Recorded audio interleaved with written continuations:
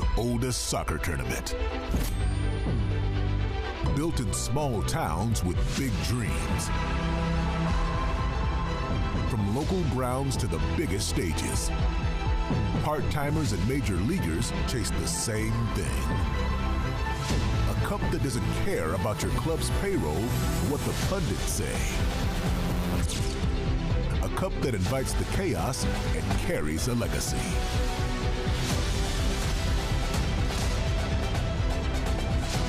Under the lights, between the lines, it's one match at a time. To cement your name in history.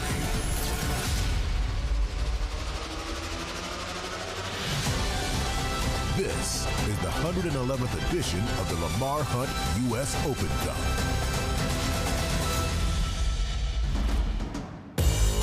The first round of the 2026 U.S. Open Cup comes to a conclusion here tonight in Murfreesboro, Tennessee, about 30 minutes southeast of the Music City, as we come to you live from the Richard Siegel Soccer Complex alongside former Georgia Bulldog Marion Crowder. Michael Wattsring with you for our matchup tonight. We take a look at Tennessee Tempo. They are in their second ever U.S. Open Cup. The last time they were in was 2023. They were known as Beeman United. That time they lost 3-0 to Des Moines Menace. But the UPSL Spring Champions are looking to make a run in the 2026 version of the U.S. Open Cup. Conversely, for Chattanooga Red Wolves, they're in their sixth ever Open Cup appearance. Their best finish came last year. They went to the round 4 as they ultimately fell to the eventual champions, Nashville. 1-0, the closest match that Nashville played during its run to hoisting the state's first ever trophy.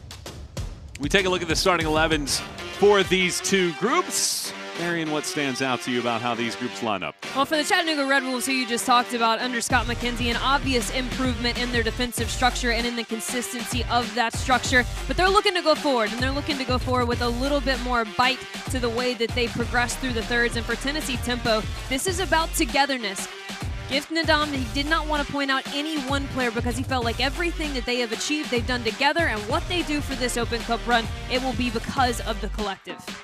Some are saying rip tempo. Others are saying Chattanooga versus all y'all. Who will it be tonight in the 111th edition of the U.S. Open Cup? Tennessee Tempo and Chattanooga Red Wolves closing in on kick. We'll have that for you next.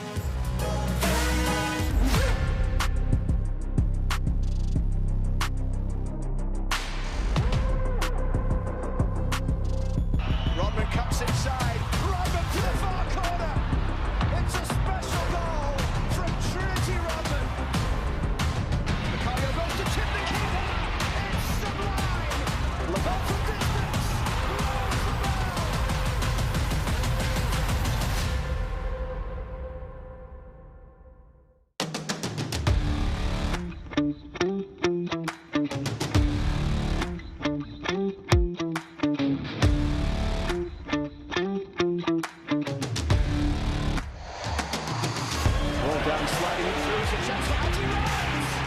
It's Gio Reyna across goal.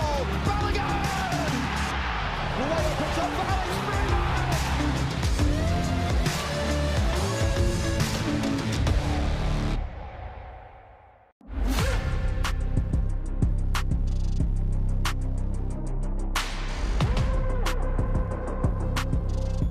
Rodman cuts inside. Rodman to the far corner. It's a special goal from Trinity Rodman. Macario goes to tip the keeper. It's sublime. Lamar from distance.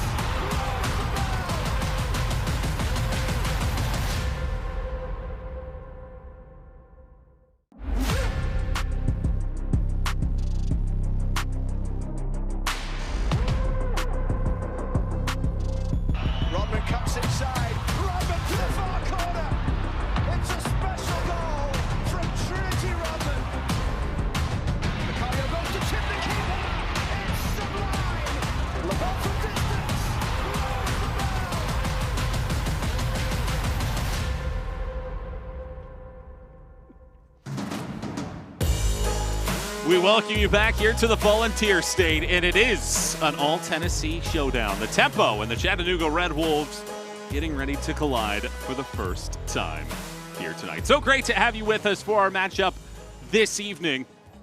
Because of a bus issue for Chattanooga Red Wolves, our kickoff delayed 75 minutes. So what was supposed to be one of the later matches is now the latest match and the final match of the first round. We've had some fascinating finishes already. Flint City Bucks beat Forward Madison 2-0.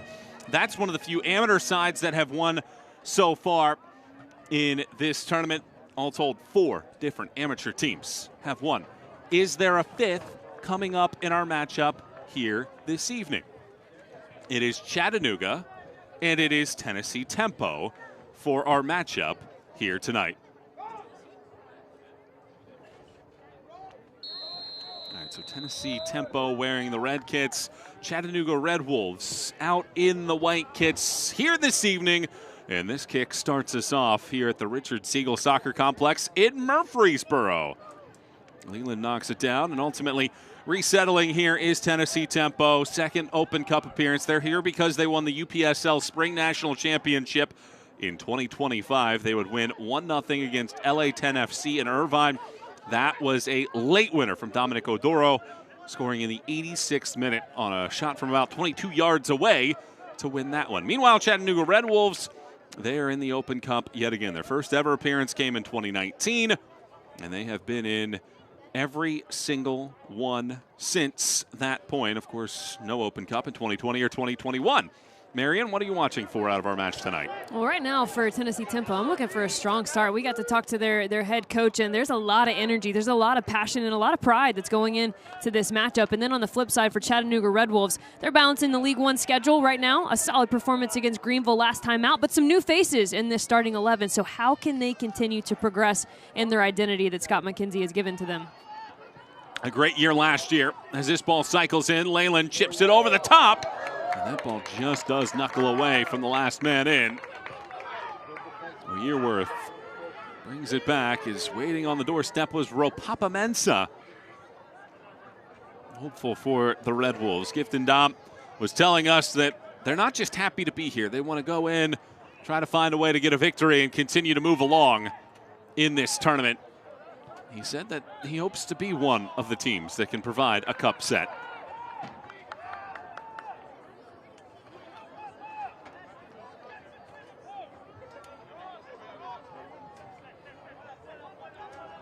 Just about 2 minutes in. And Tennessee Tempo works their way up the field here. They were terrific in conference play last year. 10 wins and just 1 loss during the regular season. Here comes Chattanooga out on the break. Hernandez lofts it to the sideline. Bentley settles, cuts it back. Ramos is there, and it's knuckled away by Badai.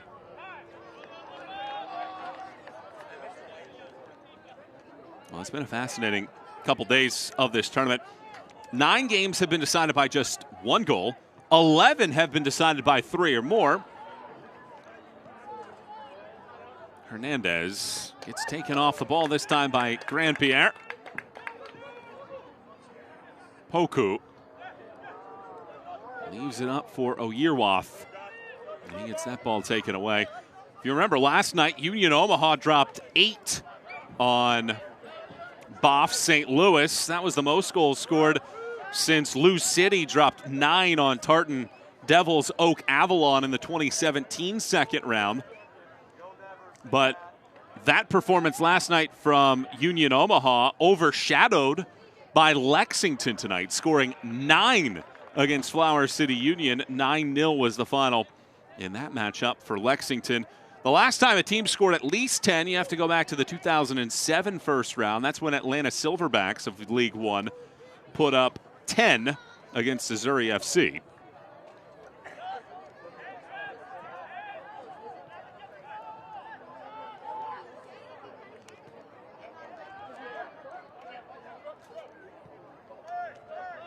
You got to wonder the mindset of this Chattanooga side after sitting on the bus. They had to replace a flat tire. Never a fun day. These two teams only separated by 69 miles. So it's not that far of a jaunt to get stuck in traffic or, in this case, to have a flat tire. Question is, did somebody on the team end up changing the tire? Or did they actually get a mechanic out there?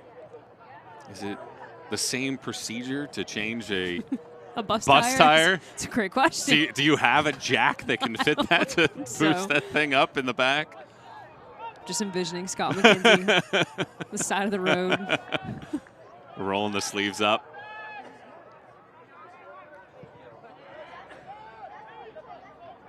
And this isn't one of those yellow buses either. Not to say that it's easy between any of them, but you're talking about one of these coach buses. Those things have all sorts of weight on her. Yearwoth dashes past a couple, slides around another, showcasing the skill set here for the Ugandan. Fires it around. Ultimately, it rolls across and has enough steam to get out.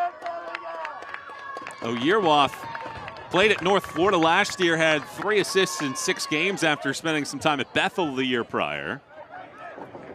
Looking at this roster for Tennessee Tempo, we definitely know that there's talent, got some veteran experience, but also have some really exciting youth talent. And Yearwoth did really well to be patient. He drew defenders toward him, just didn't have that run on the back post that he was looking for.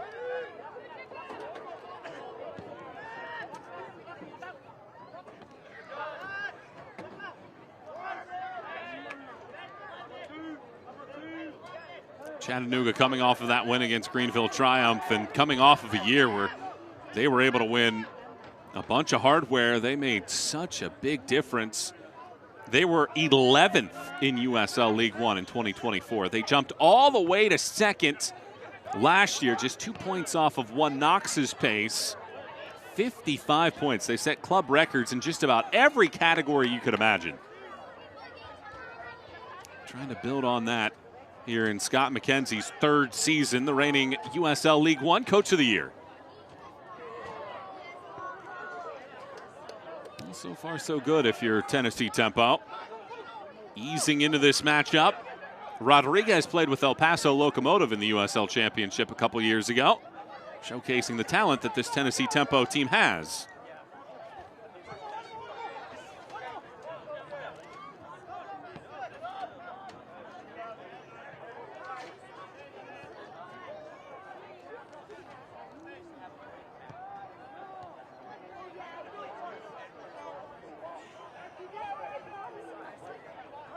Kensner pushes that ball away.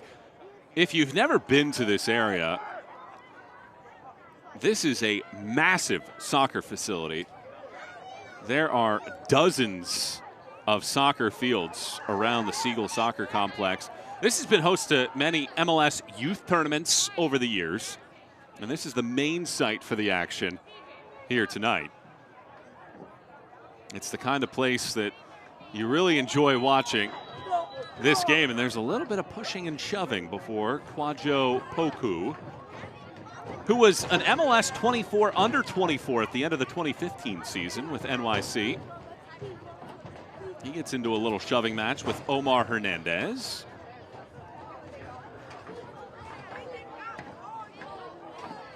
I think that's some of the frustration of the flat tire for Hernandez. And that throw doesn't exactly go according to plan. Slips out of the paws. Take 2. Rolls in. Cross whips around. Headed aside by Adewale. And ultimately sent towards the middle of the field.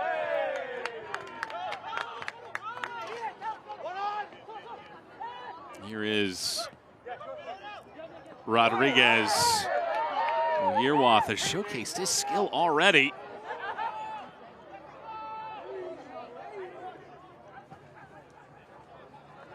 I see Tennessee Tempo's initials, TNT. Thinking about a boom goes the dynamite at some point tonight. Is that going to be your goal call? I'm thinking about it. A little prelude to what we could see here tonight. Tennessee Tempo hoping to explode onto the scene here this evening.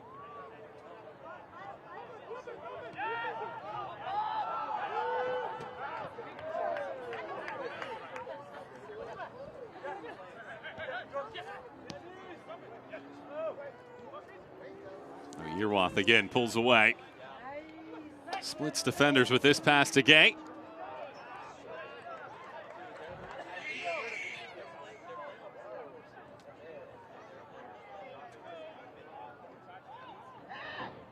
Tempo controlling the possession right now.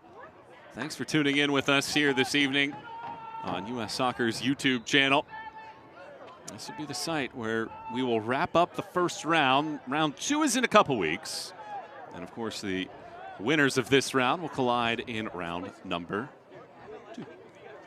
Thank you for laying that out. I appreciate that. You taking notes? I tell you what, Gift and Dom, he's going to be excited about your energy. Yeah, he was a little worried about you. He was, yeah. I asked him how to pronounce his name. I think it was that matcha that he was grabbing for lunch. It was. That he had a little bit more juice than usual. I feel like he also got in a wreck almost. we do have to tell him a little bit. He did take that call driving. We told him, hey, you don't need to do this. Go get your matcha, pay, come back. And instead, he said, no, we'll make time for you. It was a late lunch. Loved it. About 2:30 in the afternoon. A gem. What a gem of a human being. Just so incredibly proud of his opportunity to be here in the Open Cup. I'm proud of the organization as well for what they've been able to accomplish in a short period of time to get to this point and have shown themselves well through the first 11 minutes or so. Ali Wame defends. He's a 6'6" defender from Chicago. Direct ball this time around, erased by Gay. A cheeky little pass there. Oh, good build up. Yerwath has to wait on it so the defense can gather themselves. Yerwath picks up a divot. Swings it high. Knocked out. Poku debates. Ultimately taken off the ball. Right now, Tennessee Tempo really doing a nice job progressing quickly in their transitional moments in the attack, but doing an even better job at keeping their defensive structure intact. You saw it looked like perhaps Chattanooga was going to get an opportunity to go forward quickly, but they were met with the 3 back of Tennessee Tempo. It's been impressive so far for Gift and Dom. He knew that he was going to try and play this game, but it was going to be about recognizing moments when to press, recognizing moments when to transition, and so far his group has done that without the risk of anything.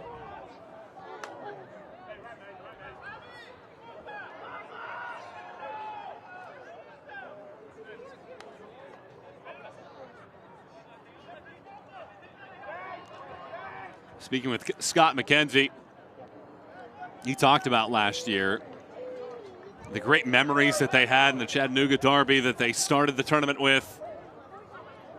And he admitted, I mean, it's highly unlikely that a lower league team would win a championship. And in fact, if you look at the history of this tournament, since 2009, 15 finals, all but one has featured MLS versus MLS. That was in 2022. Orlando City beating Sac Republic 3-0. In fact, since MLS joined the fray in the 90s, there have only been 4 occasions on which a non-MLS side reached the final. And in 1999, Rochester Rhinos winning that against Colorado Rapids. This ball trickles in, a couple touches, a big-time save. Jiba gets his body in front and denies Chattanooga's first chance. That's huge. If they weren't already feeling a little bit of confidence growing into the opening 10 minutes of that one, that save from Jiba, that will do it for you.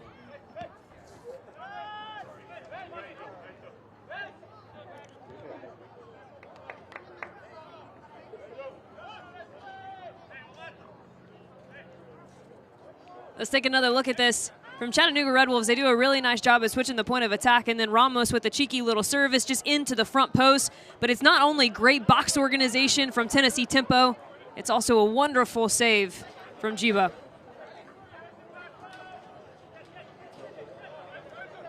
First official shot of the game for either team. That ball bobbles on a tad bit of a stumble. Chattanooga looking to flex its muscles. Adewale over the top, and there's Francois Jiba. A native of Senegal, stands at 6 feet 4 inches tall and plays for Lindsey Wilson. A couple years there. Has a 1.05 career goals against average and gives this ball away, though. On the quick turn, a chance to feed Mensah. Omar Hernandez. Fine bit of defending there. Had to be right from Badai. No, Yearwoff can't hold on to it. But it is a throw coming up. So those are those recognition moments, right? For this Chattanooga Red Wolf side, they're a team that likes to run. They like to press. If you're Tennessee Tempo, no need to bait that high pressing scenario for Chattanooga. There are times to build out of the back calmly like they're doing now. There are also times just to gain territory and get it out of danger.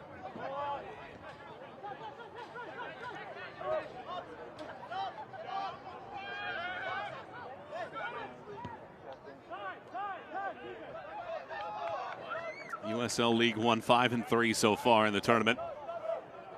USL Championship coasting through. They've been unbeaten so far. And entering the night, the amateur teams that have won: Vermont Green, Asheville City, and Valley 559, the UPSL team.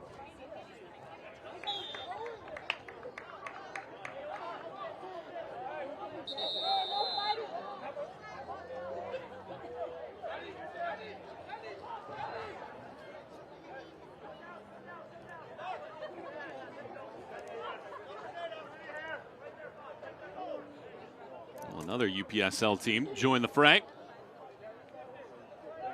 Tempo's regular season begins 2 days from now. Same place, Tennessee United comes to town.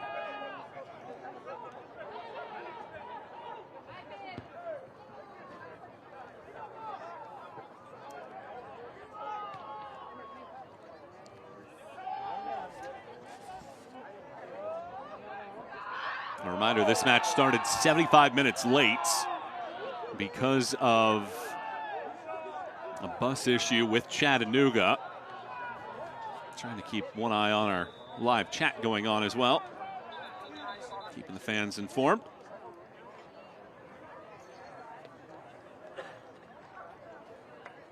This doesn't look good if you're a Tennessee Tempo fan. You heard the scream on the pitch, and it seems like just a late knee to the upper thigh.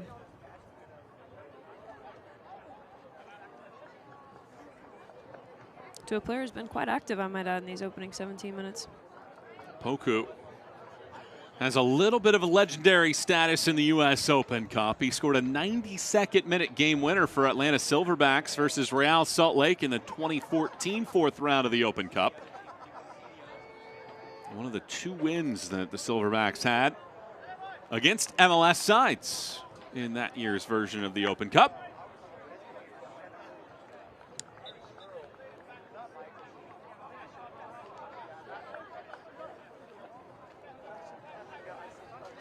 Perhaps more heroics on the way this evening. There's only one other match happening right now. That is Laredo Heat and El Paso Locomotive. That is scoreless at halftime. I heard an interesting fact about Laredo today. Fire away, let's hear it. They were the capital of their own country back in the 1800s. Did you know that? I did not. What was the country? That was by our wonderful colleague Sean St. Jacques, so you know that that is factual. The country of Rio Grande. I'm actually being serious. I know that I am sarcastic all the time, but I actually am being serious. That is a fact. Get our first yellow here on Stanley Grandpierre. I've been really impressed with Tennessee Tempo's willingness to run at the Chattanooga Red Wolves in 1v1 situations. However, both wingers cutting inside, looking for their comfort foot. Oftentimes the right decision is to drive inline and see if you can't slot one back across the face of goal to the oncoming numbers. Yellow card on Grandpierre, native of Haiti. 4 goals, 4 assists last year at Bethel.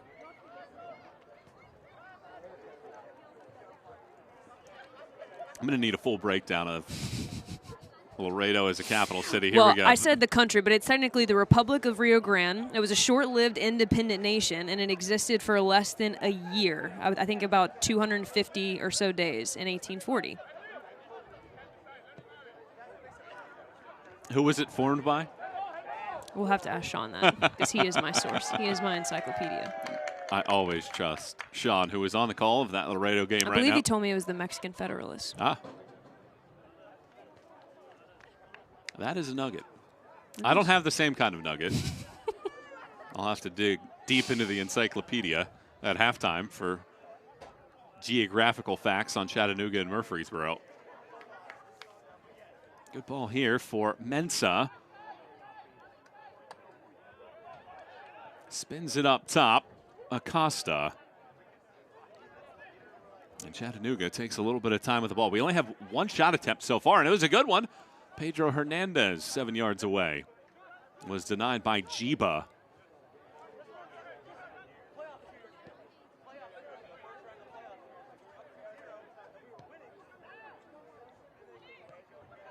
Good deflection and a takeaway here. Can the tempo get the men forward? Harrison Watts is in the middle. But this is a one-man show here from Grenpierre. Ultimately dispossessed by Leyland. Second-year man out of James Madison. And a late intervention warrants a whistle. It's been a couple of good moments of recovery defending from Chattanooga Red Wolves, but if you're Scott McKenzie, you're asking your players, why are we being put in this situation? It's been a bit sloppy for them anytime that they have gotten the ball. No long spells of possession, but less about the time under possession. Just hasn't been a lot of chance creation. Everything feels a bit slow paced for this Chattanooga Red Wolf side.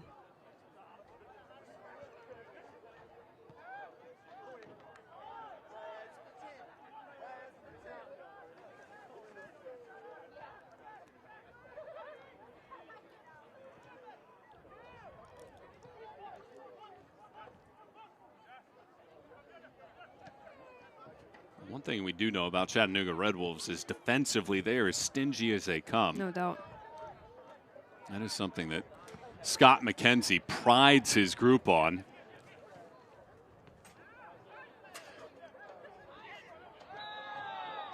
A foul here sets up a set piece for the Red Wolves.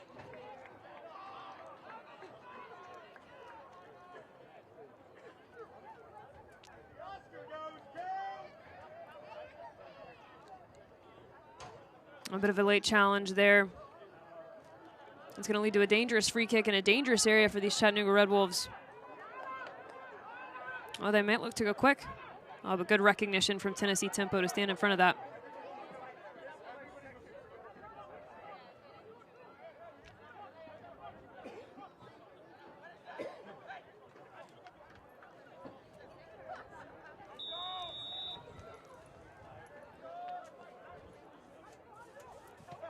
Hernandez fires it in.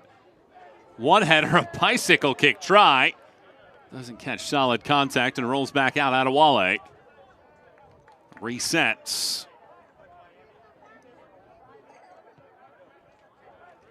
Good pocket to be in here. Hernandez swings it in, but right into the waiting paws of Jiba.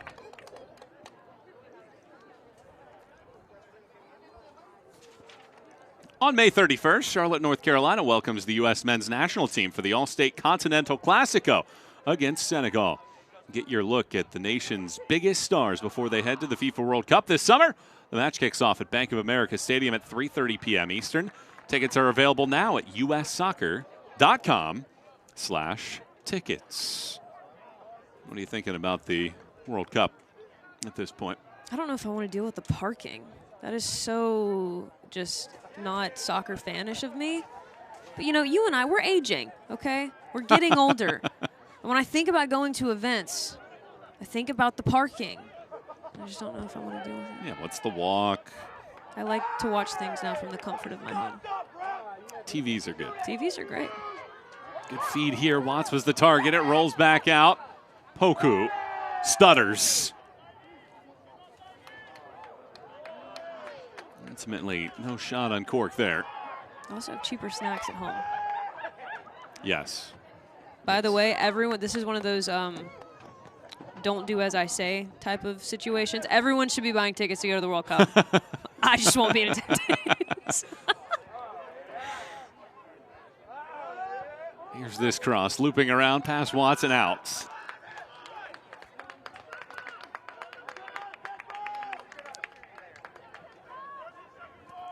I've always been one when I go to the movies where I'm going to bring in my own snacks, bring in, a drink as well. I think that's the way to do it. I also grew Okay, you are like the biggest rule follower, and you're sneaking snacks into the movie theater? I also grew up in a family where I don't think I was allowed to buy concessions for the majority of my life. We brought in coolers to baseball games when I was growing up. You were my type of family. Appetizers, no shot. Oyerwath rolls it back. There's space there, but the only man occupying it is Matthew Bentley. Oyerwath again dashes, darts, swings it around, back post. There's some height on this team, but ultimately the flag up for offside after it doinks the bar.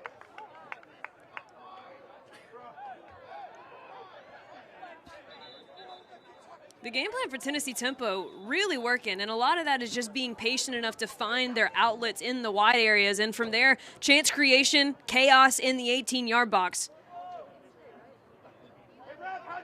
Gifton Dom, he did tell us very strategically that he knows that he's got some size on this roster that he felt like could be a problem, just had to find them in the right pockets, and so far, the patience of their wingers for Tennessee Tempo have actually allowed some of those bigger guys to come up, get involved in the 18-yard box, get around the 6, and it's causing a little bit of problems through 25. It is something that we noticed as soon as we walked up here to the press box tonight is the physical, imposing look of Tennessee Tempo. They have... Scary team to watch in warm-ups. Yes, absolutely. They definitely win the fight as soon as they hop off the bus. But you've also... There almost wasn't a bus. Well... They didn't necessarily need the bus. The question is, do we think that Chattanooga Red Wolves would have just, like, Ubered together? You could have gotten 11 here, right? Yeah. Uber XL? That's what Scott McKenzie would have had to pick. He would have just said, all right, we're going to send 12. That's it. Make do. Rest of you. We never got We didn't. We need a story here. We didn't get the pinned location of where the tire went flat. I mean, if you're talking about an Uber ride of maybe 30 miles, all right, palatable. If that got flat after about 10 miles into the trip, I think you got to have some questions for what happened to that tire. What are the roads like in Tennessee this time of year?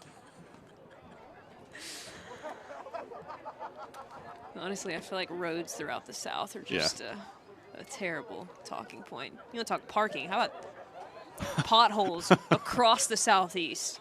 Having lived in Knoxville for a decade of my life. Oh, yeah, you can speak to this. Yeah, there are some craters there to avoid. It got me a couple times.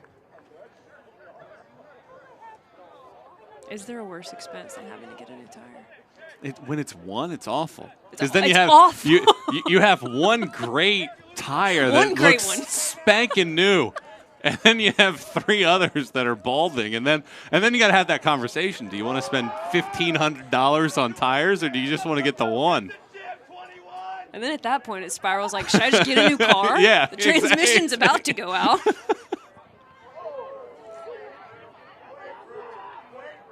Good feed here for Rodriguez. Slow plays it, loops it over the top. And out of the reach of Poku. You can see some of the divots coming up on the surface. Yep. It was really well handled, though. I mean, this for mid-March and for some of the weather that we've had here in the South this year. This is a pretty pristine pitch at this point, but certainly later at night, you get a little bit of that moisture leaking onto the field still.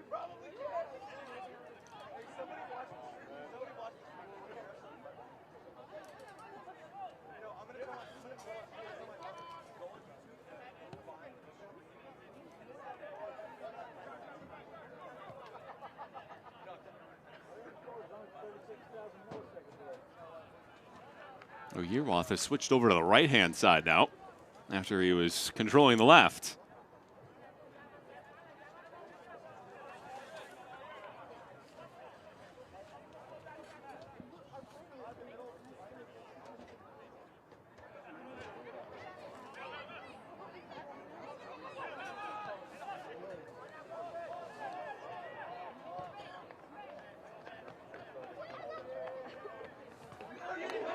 That'll be a throw for the tempo. Ali Wame was quick to read it.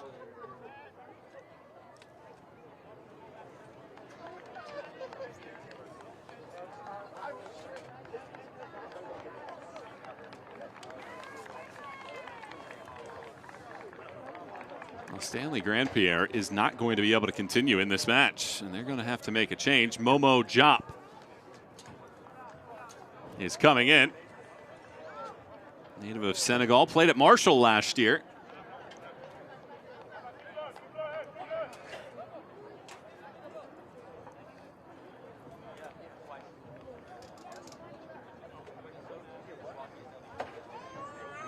I'm a bit familiar with Momo just in terms of his career at Marshall. Obviously a team that we've covered quite a bit at College Cup through the years.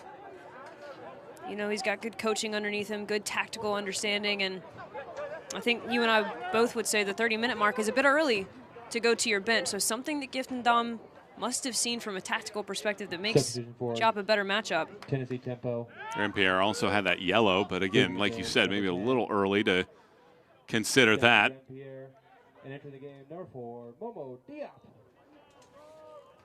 That ball rolls in. It's a dangerous moment. Watts plays it back. And the shot attempt ends up off the screen behind the nets. Well, one thing you and I know about Open Cup, Michael, especially with some of these amateur sides, is the longer you let them hang around, the more confident they become. And this was a Tennessee tempo team that was already quite confident in themselves. Now, their finishing ability has been a bit questionable through these first 30 minutes, but the longer Chattanooga continues to just keep their line of confrontation low, allow Tennessee tempo time and space on the ball, allow them to have a little bit more chance creation, it's going to be problematic as we get deeper into this one. I mean, look at what Union Omaha did. 8-0 against Boffs, put them away early, and it just never really felt like that game had anything going Boffs' way. Complete opposite right now for Chattanooga. Yeah, when you've watched enough of these Open Cup games, you feel like once the professional teams, be it League One, Championship, etc., once it gets to about 2-0, that's when you're teetering. If it hits 3, that's when you almost feel just that deflation from the team.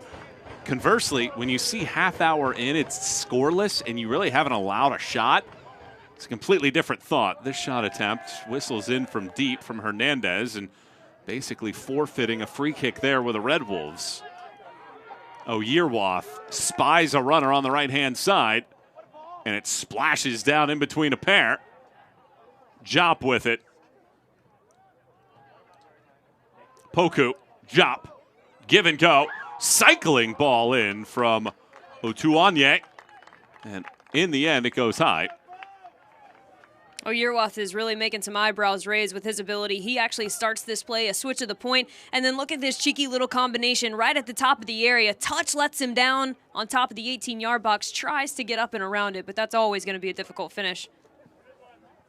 But you have to think, you know, we talk a lot when we talk to these coaches. We ask them kind of what are the age ranges? What are kind of the jobs? What are the career paths that these players are taking?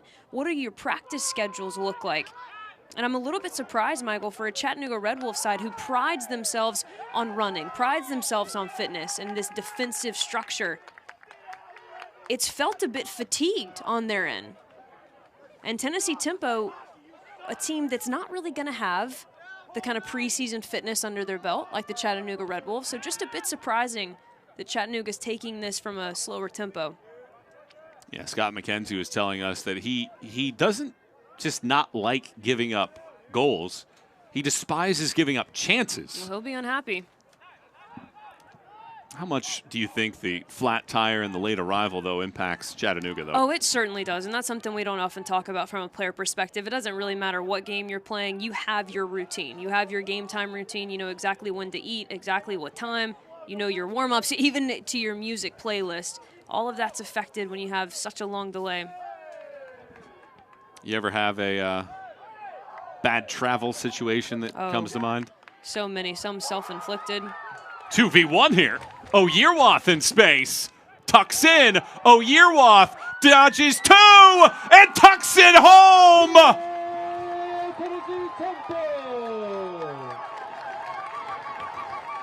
Tennessee tempo torches the threads first. The North Florida man, Gofin Oyerwath, puts the tempo ahead 1-0. We've talked about the ability of the wingers in isolation, but actually this starts from the defensive structure. Look how many numbers behind the ball for Tennessee tempo, and then they find the outlet. Poku does ever so well to get a turn, and then he finds Oyerwath in space, and from there it's a player who for the first 30 minutes we've just seen putting bodies on the floor. He does it again, 1, 2, 3. What a finish.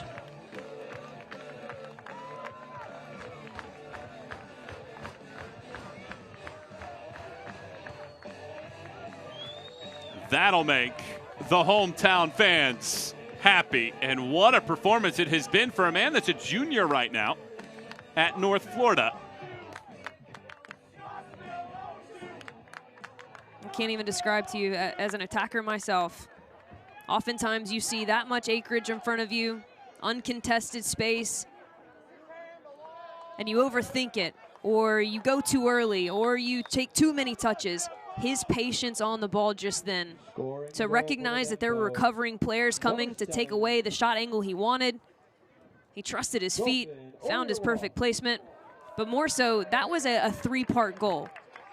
The defensive structure set them up to be able to win that off of a Chattanooga attacking opportunity. They had an outlet that was balanced behind the line, and a brilliant individual effort from Poku to actually turn that one defender, and then the willingness of Oyerwath to release in the wide channel, and the patience of his individual skill. Absolutely brilliant. But in the end, a yellow card here now at the other end. Ali Wame picks up the yellow for something he says to the center referee after that moment.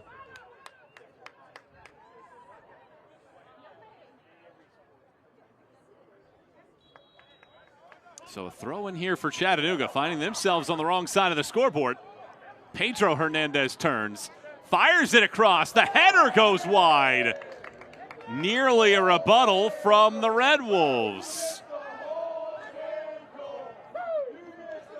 From a throw-in at that, just over pursuit from Tennessee tempo. Good recognition that all the numbers were in the backside, unmarked. Ramos is likely going to want that one back.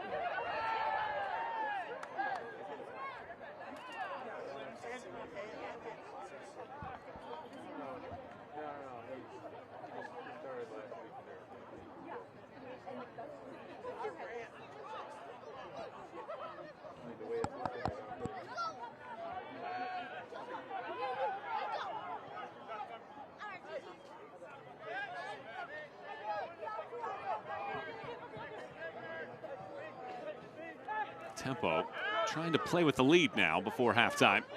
And this man is the difference maker. Gofin Oyerwath. Less than 10 minutes to go before the end of the first half, and it's Tennessee tempo 1. Chattanooga Red Wolves, who were the second best team in the regular season last year in USL League One. Scoreless. Badai Oyerwath. Three defenders have eyes on him. In fairness to Chattanooga Red Wolves, only a couple of players from their usual starting 11. Usual this year, we don't have too much to go in, just one game in League One play, a 2-1 victory over the Greenville Triumph. But you do have to wonder if Scott McKenzie's not going to be forced to go to his bench, particularly sooner than he wanted to, if at all.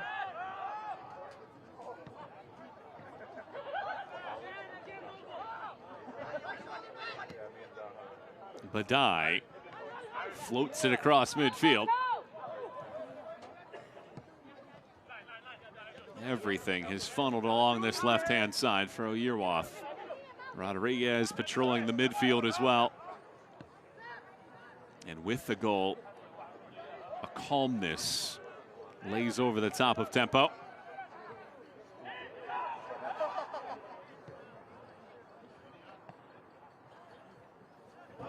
On the giveaway. Let's see if Chattanooga can get something cooking. They advanced to the second round in 22 and 23, the third round in 24, and the round of 32 last year. Watts puts in the effort there, ultimately gets called for the foul, but A bruising performance right there by the Clarksville native.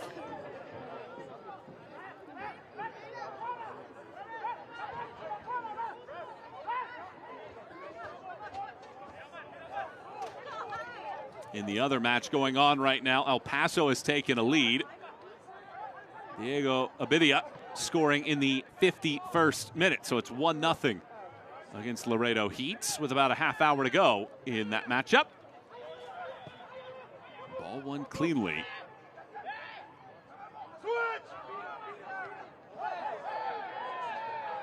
The man goes down in the center circle. Official asking him to get up. Donovan Eubank is our center referee, and now play will stop. Medical staff summoned here.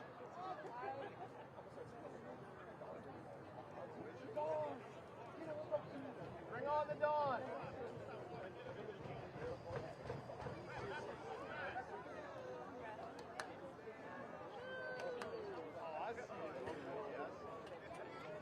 It's well done by the Chattanooga Red Wolves. Get numbers behind the ball, force the transition moment out of there. And you see a little shove in the back.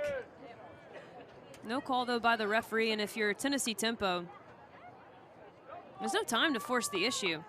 For the entirety of this opening half so far, Chattanooga Red Wolves have really allowed for Tennessee Tempo to play with it in the back. They've been able to swing it from left to right, right to left. And if you're Tennessee Tempo, use that to your advantage. Take those precious seconds away.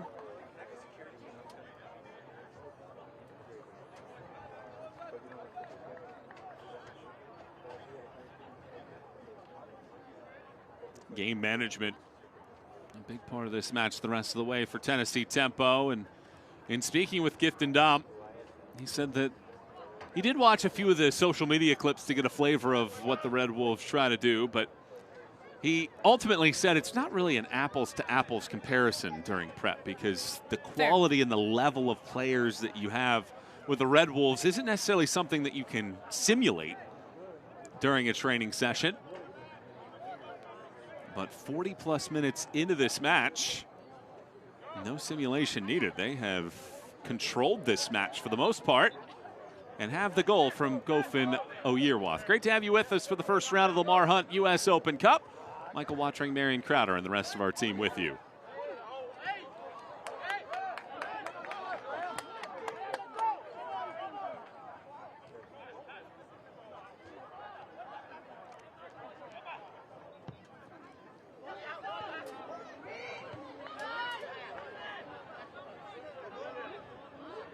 Well, Chattanooga really did struggle last year on the road. Of their 9 losses, 7 of them came away from home, including 1 in the Open Cup, 2 in the USL Jägermeister Cup. So that was the way that you could get them if you could beat the Red Wolves. And so far, a good performance brewing right now from the Tempo. That is a fine work right there by the captain, Badai.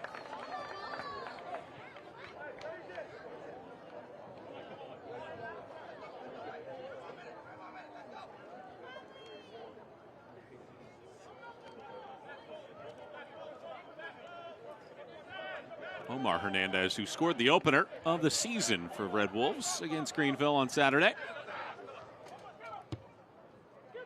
Cross swings in, ultimately bounces down, but we get a tug of a jersey and a foul on Ropapa Mensah.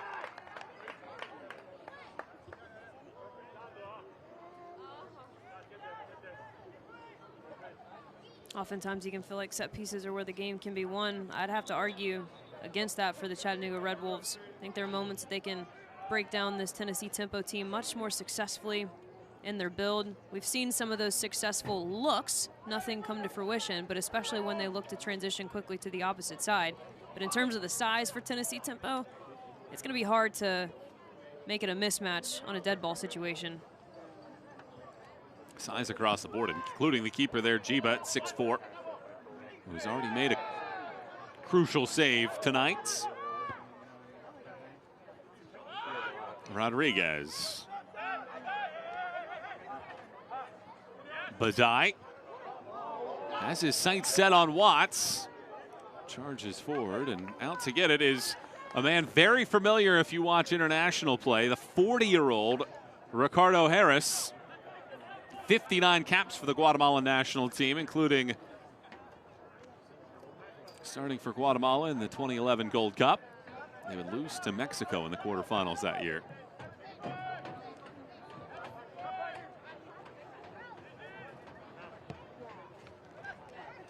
I hope I could still run at 40.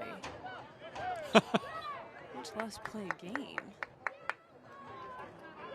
I think he's still got more in the tank than you would think, yeah. I don't know. My pro career pretty much ended because my toenails kept falling off, to be quite frank. I think medicine has come a long way.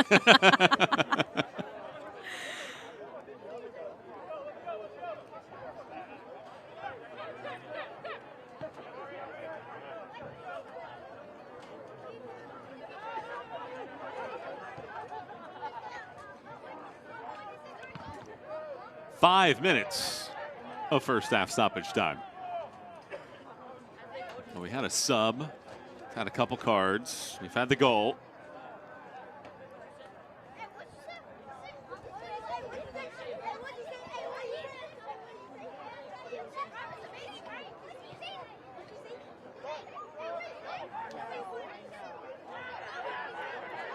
Tennessee continues to control the plot of this match, winning the ball back in the midfield. Can they add a second before halftime?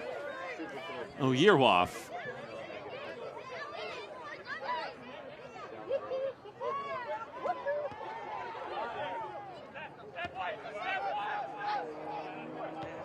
So much credit has to go to Gift and Dom in this Tennessee tempo side for looking as composed and controlled as they are right now. Look completely unfazed. Full synchronicity right now. And this man flexing his muscles. Only played 94 minutes at North Florida last year. Swings this in, comes back out. Otunanye. He hits the deck hard. Rodriguez picks it back up.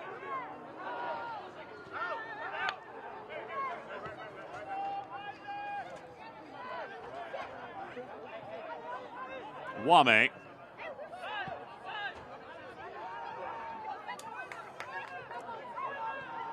Chattanooga gets the ball back, but they don't have numbers.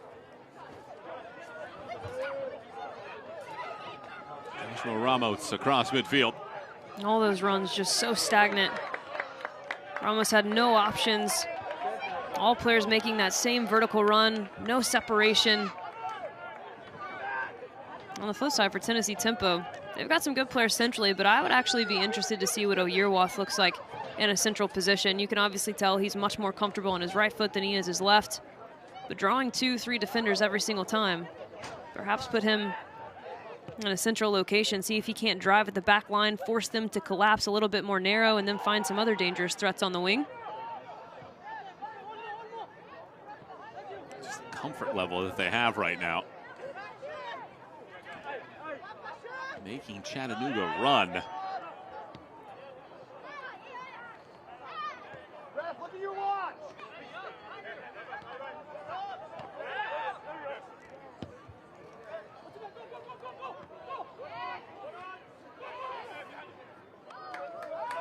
Otunanye cannot turn the corner against Adewale, who's had quite the professional career across the USL Championship and others.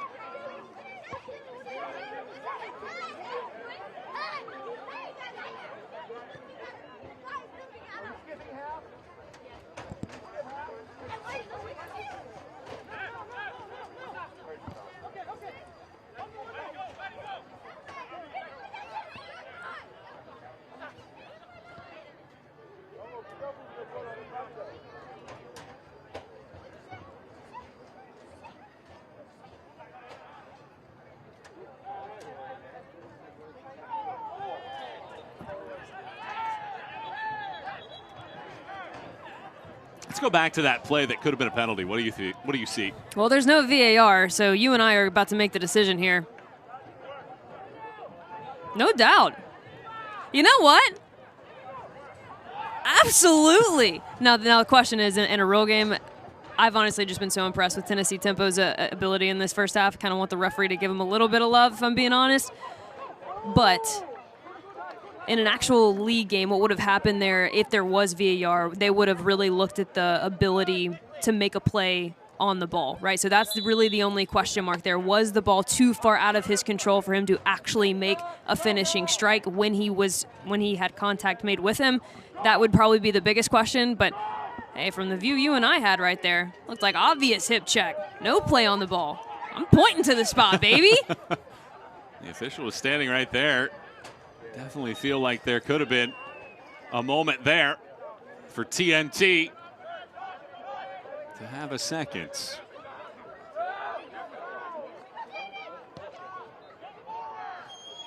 Red Wolves in the waning seconds of the first half. Cross midfield. Nice maneuver here. Through the area comes Hernandez's shot, gets blocked. Punched aside. The back line comes to the rescue. This cross loops in. Jiba squeezes as the first half whistle blows. And a fine performance from Tennessee Tempo through 45.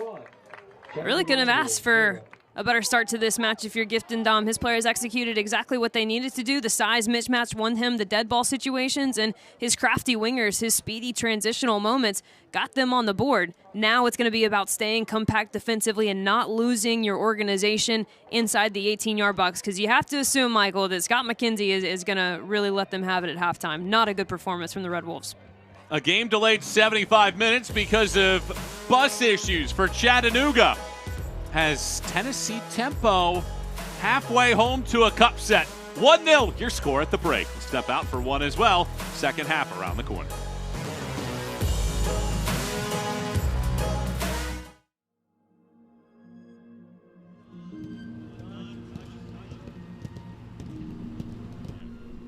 I think for this group, our path to the final was one of resilience. This group has this belief in themselves and this idea that we've seen it all before in this tournament. We've gone through basically every scenario that you can, and there's just this belief that we're ready to roll with whatever comes our way. You know, for people that is more kind of romantic on football, you know, I'm coming from a country where, you know, cup games are really, really special, and I feel the same kind of here. You know, a young club that is building towards a club that wants to be in finals, like I will be tomorrow. To have this opportunity is the one that, you know, you want to take.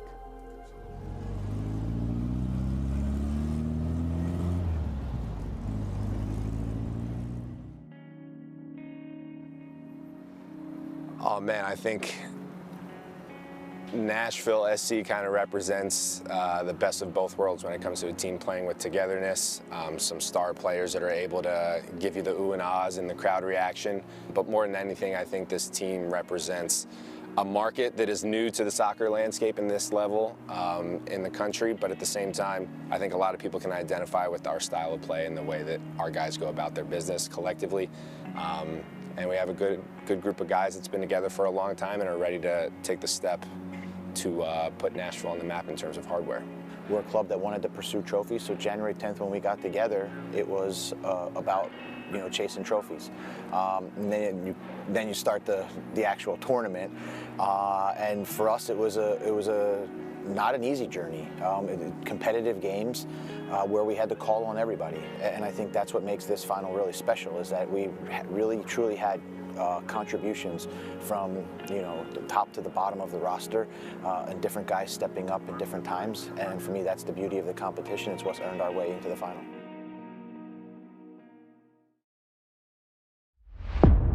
Welcome in to the 110th Lamar Hunt U.S. Open Cup Final, as one of these two sides, Austin FC and Nashville FC, will win their first trophy in club history. For Austin FC, their 5th season in Major League Soccer. For Nashville, their 6th, but a chance to make history tonight in this Cup Final.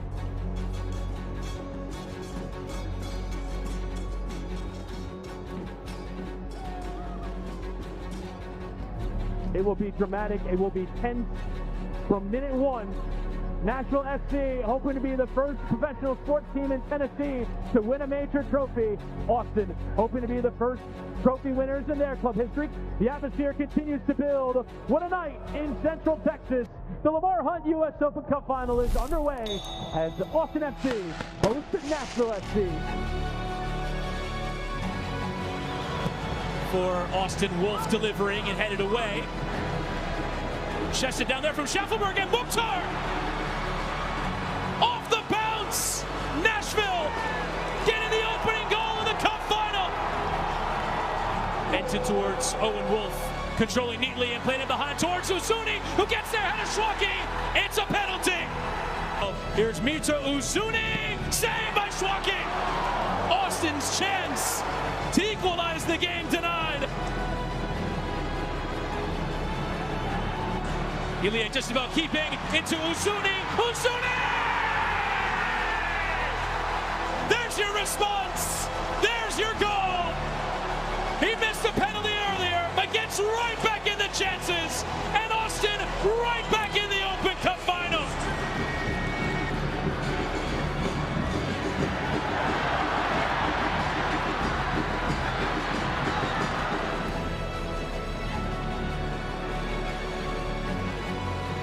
Taxev delivering the corner, and there's a man down in the area, and it's given us a penalty. And it's those two that were getting tangled before. Here's Surridge to give Nashville the lead again. It's down the middle, and Nashville back in front.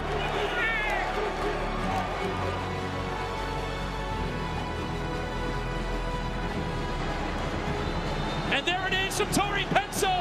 Nashville SC have won the Lamar Hunt U.S. Open Cup, winning their first trophy in club history and the first major trophy in the history of Tennessee professional sports. What a reward for Sam Surridge and Hani Mukhtar and every member of this Nashville SC squad and staff. They celebrate. Nashville are the 110th U.S. Open Cup champions.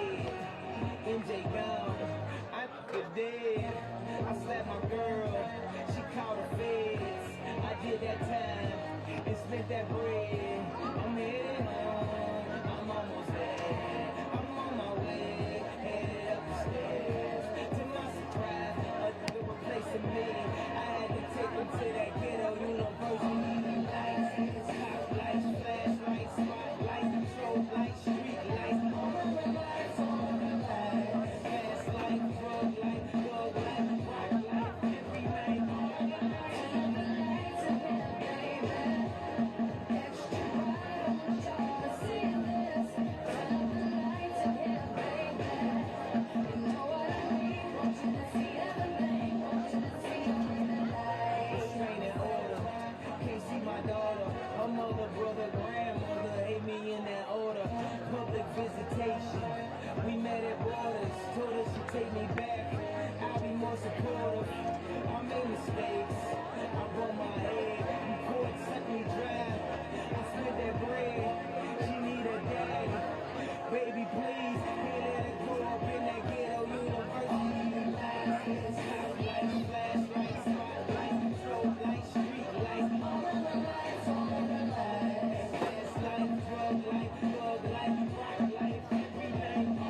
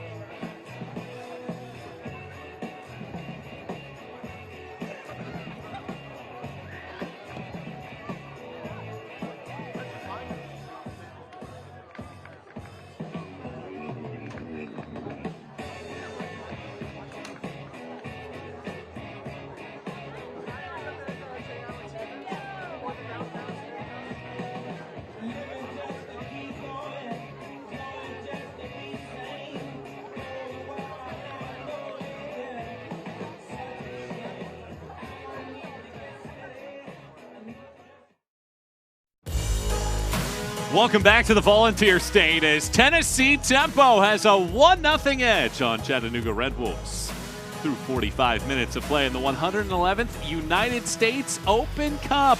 Michael Watring, Marion Crowder back with you. And how about this performance that we've seen from Tennessee so far in what has been a physical game, but it was Jiba that made an early save. It's really interesting when we often see these big-time goalkeeper saves. We don't know the impact of them until we actually see the end of the half, and this ends up being the confidence booster that Tennessee Tempo needed to get into this one. And from there were moments where they continued to grow 5 minutes at a time.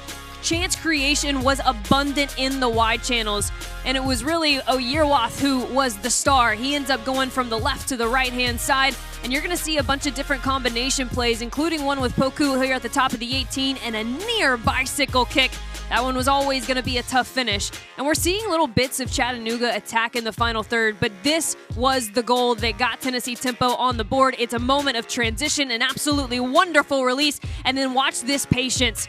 Oyerwath, he knows exactly where he wants to go. 1, 2, 3 defenders hit the deck, and he's got one of the classest finish you'll see in the U.S. Open Cup. And the stats bear things out that Chattanooga have had some chances. 6 shots, a bunch of those have been blocked, a couple good saves as well. But Tennessee Tempo have taken advantage of their opportunities. What does the Red Wolves need to do in half number 2 to get back in this? Well, the tempo's a problem. There is no doubt about it, and I don't really care if you're subbing and you're having a lot of rotation from your starting 11. The team identity remains the same, and for Scott McKenzie, it always is leaving your heart and soul out there in the 90 minutes, and it just didn't feel like Chattanooga Red Wolves ever grew into this game. It was slow from a tempo perspective, and now you have the fatigue factor if you're Tennessee Tempo. How do you deal with a team who has obviously gone through preseason fitness that you haven't gone through?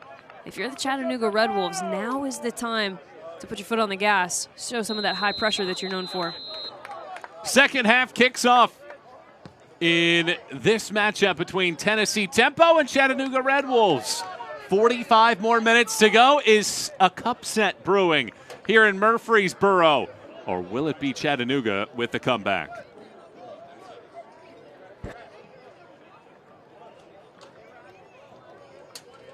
Tempo made another change at the break. Harrison Watts comes off. He was a workhorse in that first half, the former Golden Boot winner in Conference Carolinas. He's replaced by Suleiman Balde.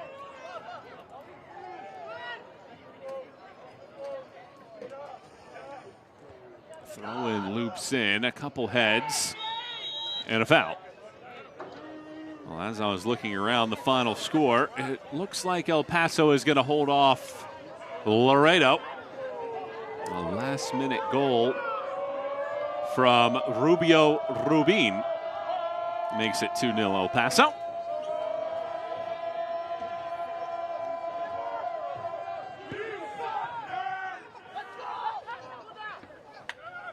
I've also been really appreciative of the field mics. Crowd's really into it. You and I obviously talked a lot about non-soccer things, parking, toenails. That was the big topic. Theaters. Theaters. Yeah, and you not sneaking.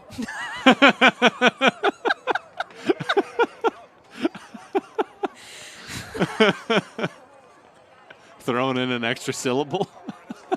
From Mississippi. I mean, you know, we take the syllable out of our own state and we add it to other words. Add it to others, yeah. It all has to balance out, right? What topics are we going to cover in the second half? That is going to be the question that most people are going to be asking. We can't talk about the flat tire. We've already decided that Scott McKenzie definitely changed the bus tire. Did not call for a mechanic. Definitely was him on the side of the road.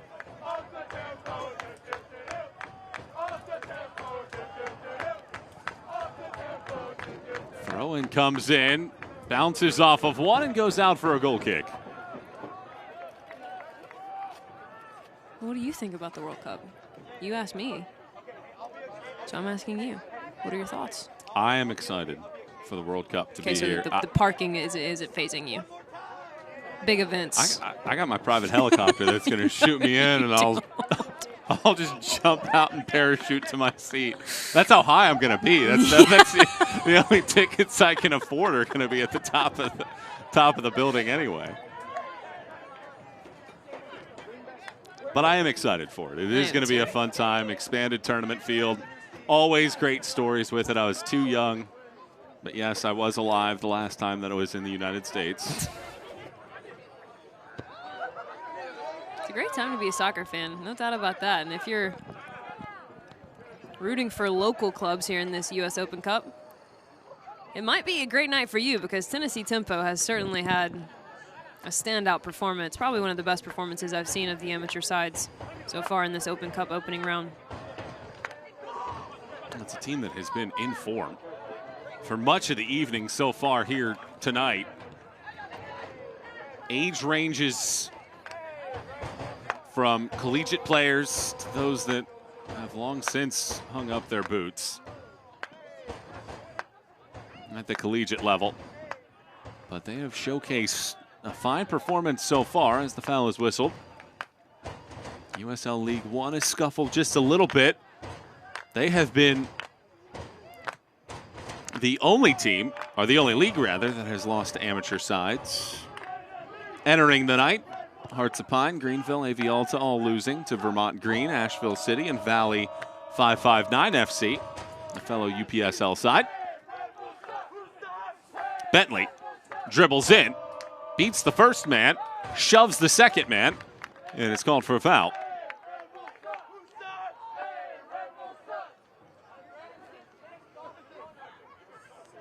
This is one of the first times we've seen Bentley on the ball doing what he does best, driving at the back line, but it's a wonderful recovery run. They do really well to get their body in between the ball and the attacker. Love the no call there. Didn't so much love the no call on the penalty in the first half, if you're just joining us. Could have potentially been 2-0 Tennessee Tempo. Very similar spot that had happened. They could have put Tempo up 2-0.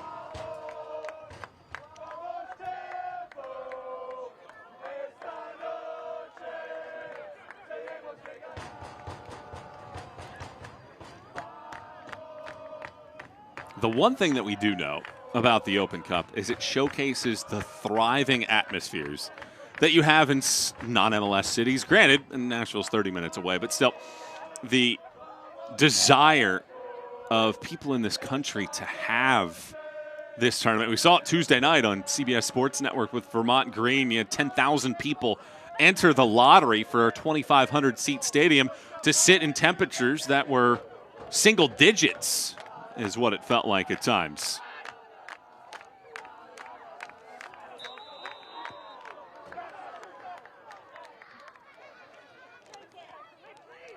Let me tell you what, that's one thing I really don't do. Go to the cold. I don't like the cold. Do you like the cold? I love the cold. Do you actually? I went to school in Wisconsin, right on Lake Michigan. It was beautiful. Wait, did you guys lose today? I didn't go to Wisconsin, but yes, they lost, thankfully. I went to Marquette, much superior school than the Badgers. But also cold. Did they lose? Yeah, they lost to High Point. They did. Yeah. I think that upset a lot of people. Not me. Speaking for myself. Not me. And my bracket. Bracket looks good. My bracket's I'm in the top 340,000. I thought Duke was going to let me down there for a second. That would have been a good one, though. How would that have been good? If Siena had beaten Duke, that would have been classic. Not for my bracket. Well, Duke's done that plenty of times over the years. Ruin people's brackets. Lehigh. Note to self to not make one. Make multiple. That's the rookie mistake in me. Make multiple brackets. Are we using AI yet to fill out our brackets? Absolutely not. That's cheating. I agreed. That should be banned.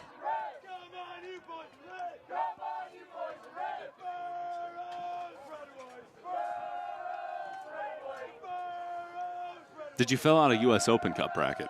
Absolutely not. Well, I don't think you can because you can't. I was going to say, is that allowed? Yeah. Would I have gotten in trouble for that? Yeah. Well, not just that, but you don't know the rest of the matchups until after each round is finished.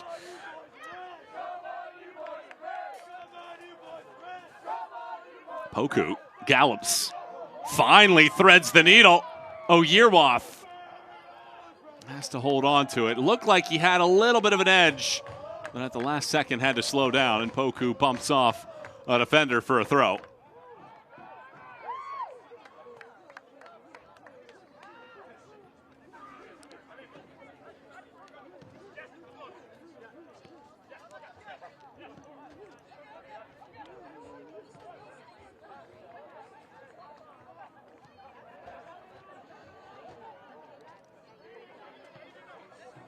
Poku's been impressive.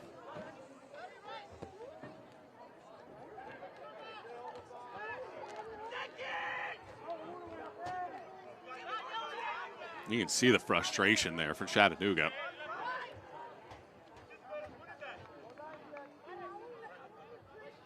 Back line putting in the work. Just not seeing it everywhere else.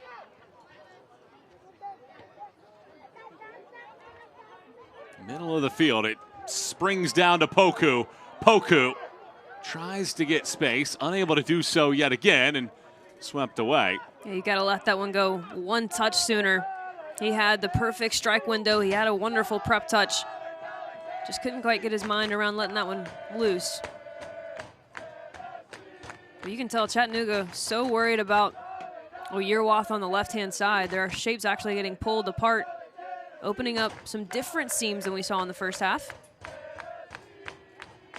Coaches at every level have told us when we've spoken with them this week and in years past that the Open Cup at times can be a catalyst to the next phase of players' careers. So as important as it can be sometimes to try to win these games, it's also opportunities for some of these individuals to showcase their skill set in the hopes of maybe climbing the ladder from one division to the next.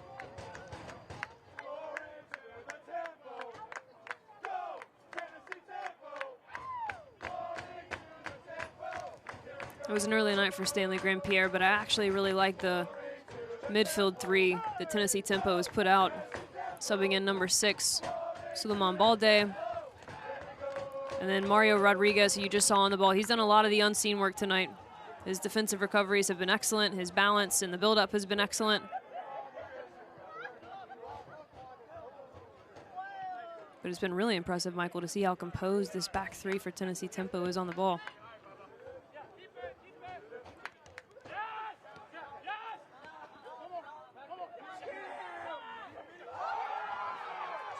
Oh, well done.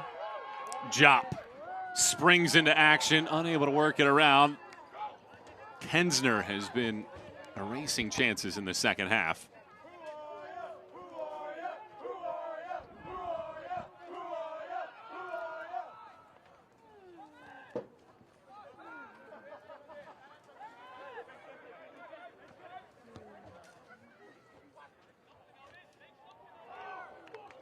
Too much on that touch from Wame.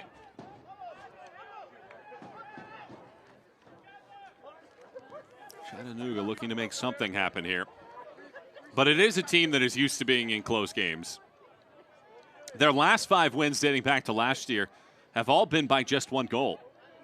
In fact, 8 of their last 10 overall have been tight tussles.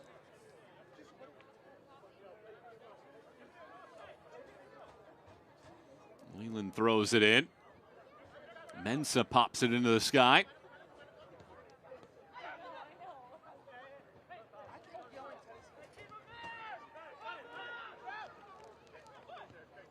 Rodriguez has been composed all night, no matter where he's been on the field.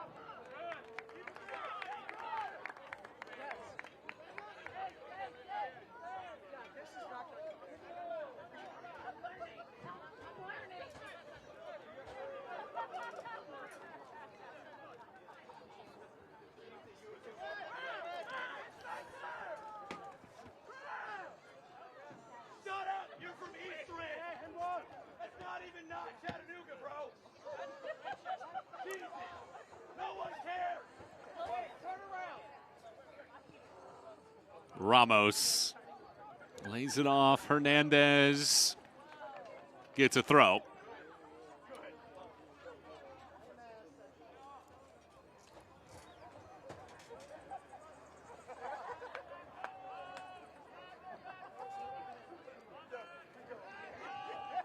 Omar Hernandez rolls it to Pedro Hernandez, and then Omar swings it back post. Glides off of the head there of Ramos and out.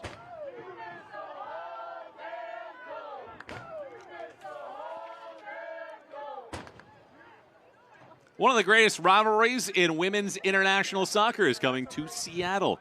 The U.S. women's national team returns to Lumen Field for the first time in nearly a decade, facing Japan on Tuesday, April 14th. World Cup finals, Olympic thrillers, iconic moments. This rivalry has delivered it all.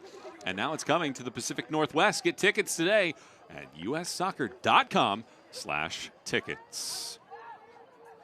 We talked about the Men's World Cup. Next year's the Women's in Brazil. Olympics after that in 2028. And you're also getting in the NWSL Triple Espresso Pack.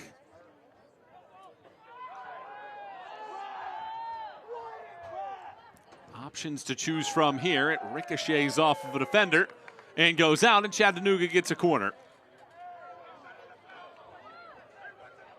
Well, Chattanooga is desperate to find a way back into this match. Just have not been able to create much of anything meaningful. And oftentimes when you can't find your way in the run of play, these dead ball situations are a great time to boost some confidence, get a little bit of the tempo back.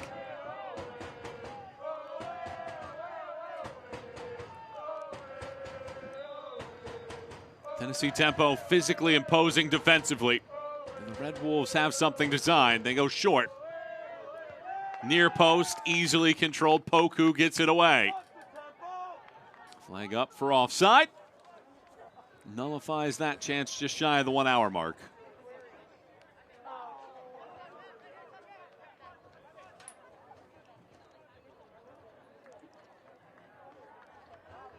Well, we are officially the only show left in town in the Open Cup. El Paso does beat Laredo 2-0. Weren't even supposed to be here. Supposed to be done an hour ago. Tell you what, that flat tire for Chattanooga is really starting to show itself in the performance, though.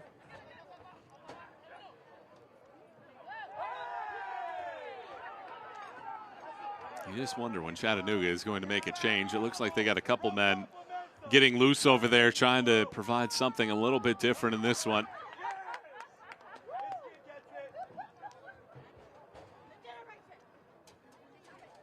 That's Mario Rodriguez, who we told you had done a lot of work defensively. It looks like he just gets clipped on the back of his right calf. Now, granted, I don't know if you can have a front of the calf, so that was a little bit of a redundant statement from me. Apologies. Can you have a side calf? I think so. Okay. I mean, you do calf raises in different ways, right? Yeah. You're like, I don't do calf raises. I've never had a leg day in my life.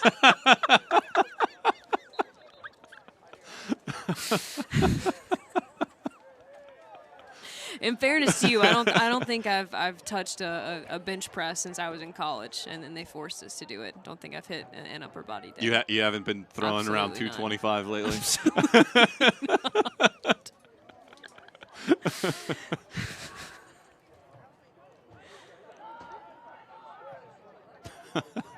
Don't do calf raises, Michael.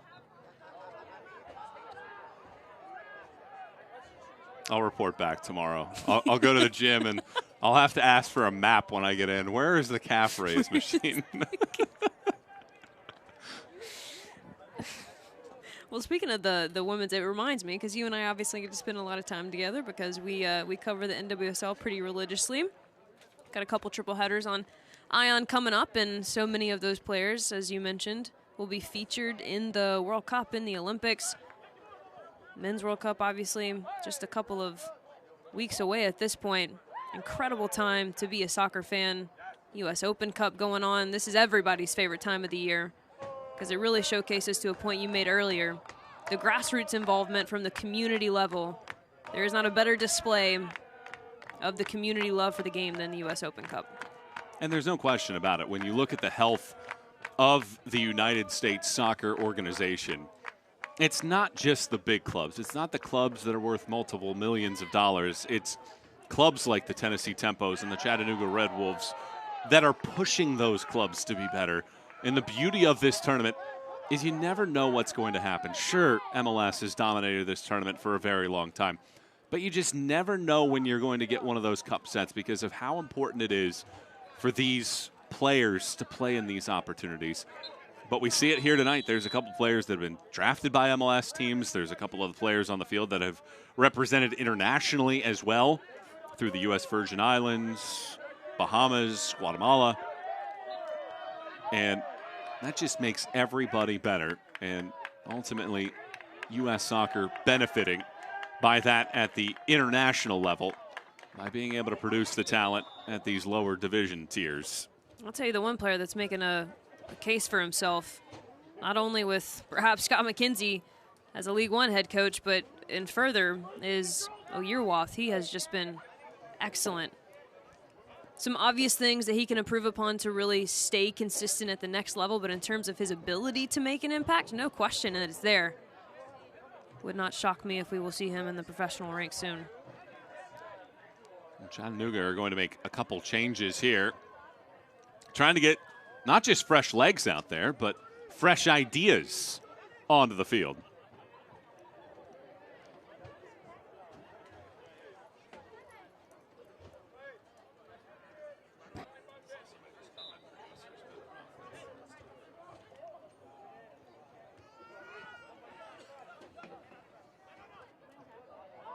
That's given away. Oyerwath, the goal scorer, blasts another. Jerez knocks it away, and that is the 40-year-old goalkeeper denying a long-distance shot. Well, that's a big-time moment. A little bit of a trip-up that likely should have been called a foul Chattanooga's way, but Tennessee Tempo does well with it. And a good read from the goalkeeper the entire way. And things starting to get a little chippy now, as you would expect. It's been a frustrating night for Chattanooga Red Wolves. Most of it self-inflicted, but some of it due in part to what Tennessee Tempo has done from a defensive standpoint. Structure has been pretty excellent, and they've done well playing with this lead. Oftentimes, Michael, we see teams, these amateur sides, go up with the lead, but they don't know how to manage playing with the lead, especially if they've scored early. And Tennessee Tempo has done a really nice job of that, causing some obvious frustration for the Red Wolves.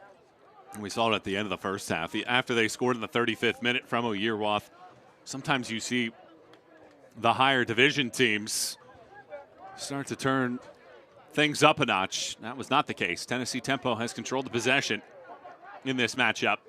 And with 25 more minutes to go, Tempo lead it 1-0, looking to pull off a cup set. They're trying to become the 5th amateur team to advance to the second round.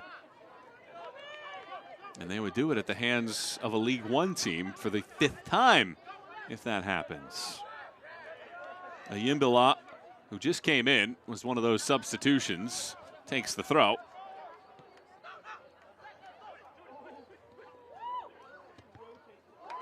Ayimbila slaloms past the first man, cannot cut it through the next. Odoro knocks it away.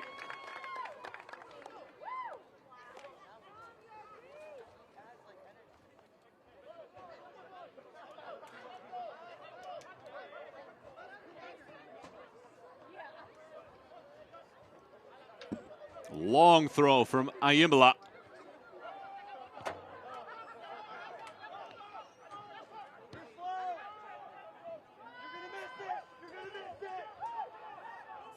Doing a little housekeeping here. Omar Gomez and Jordan Ayimbila came in. Rapapa Mensah and Omar Hernandez are the two that come off.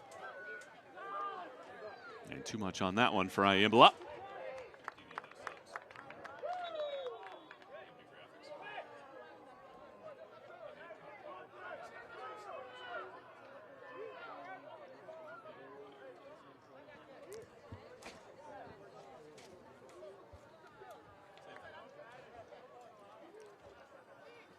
Tennessee Tempo preparing another change.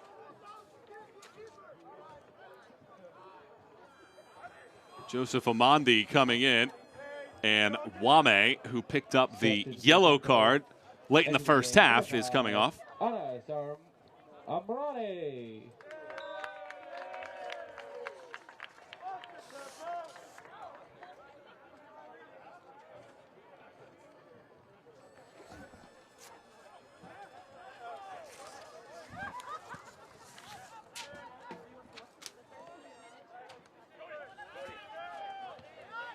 Correction on that. That's Anas Samarani that comes in. Ball slid aside.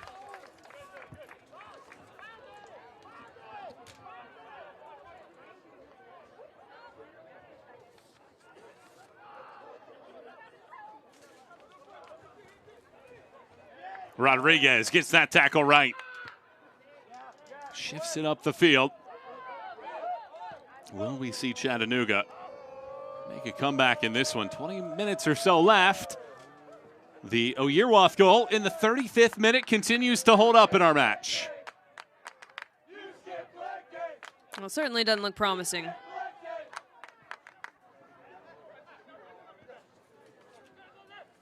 Ayimbala.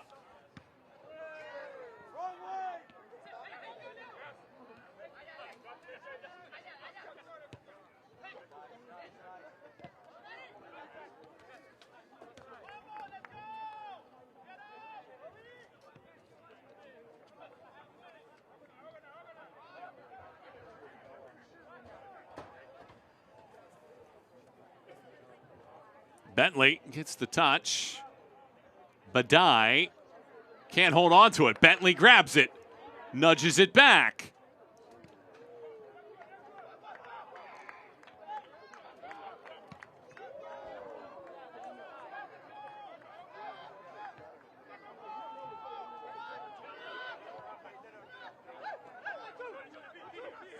Well, one thing that Scott McKenzie prides his teams on is fitness levels.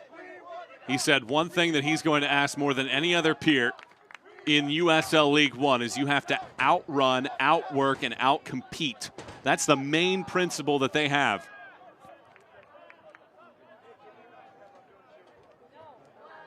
Can't necessarily promise wins and losses, but you have to feel like after 90 minutes that his teams will give everything that they have.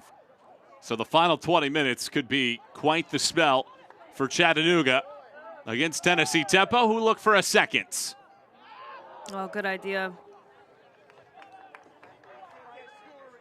I enjoy talking to Scott McKenzie. I think Scott McKenzie is a very bright young coach and has a lot of big things his way. What I will say, however, is I don't think he's going to be pleased with his team's performance through these 70 minutes. Now, fatigue levels are only going to start to show around now. So in terms of their fatigue level, we'll have to see. This ball chips in. Always difficult to win those headers against this physically imposing group. Well, that's exactly what I was going to finish that point as, is that in terms of the outcompete, the outwork, I would not give either of those to the Chattanooga Red Wolves here this evening. They were dealt, obviously, an unfortunate hand with a 75-minute delay because of a flat tire on a bus, but at the end of the day, you don't choose what happens to you oftentimes, but you do choose how you react to it, and the reaction and dealing with an unfavorable circumstance hasn't been what Scott McKenzie would have wanted. Kwajo Poku picks up the yellow card for that infraction and sets up a free kick here for Chattanooga.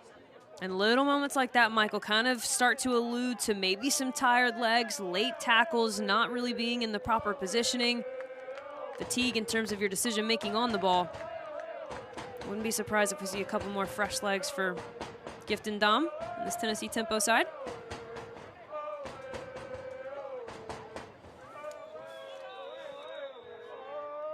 Free kick.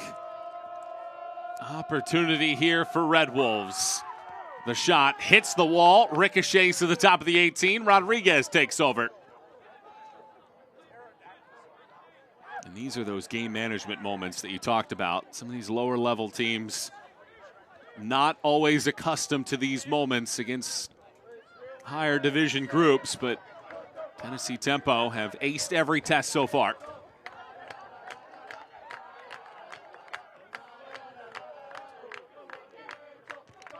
Gomez. These central defenders have been sturdy all night.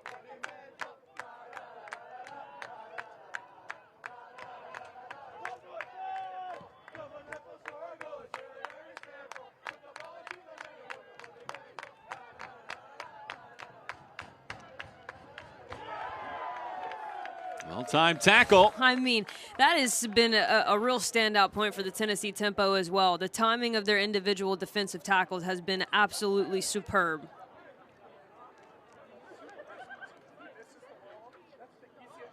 Ayimbala does get this ball over the top. Lombardi crosses, bicycle chance, comes loose, ricochets, Jiva watches it out. Corner kick coming up for Chattanooga.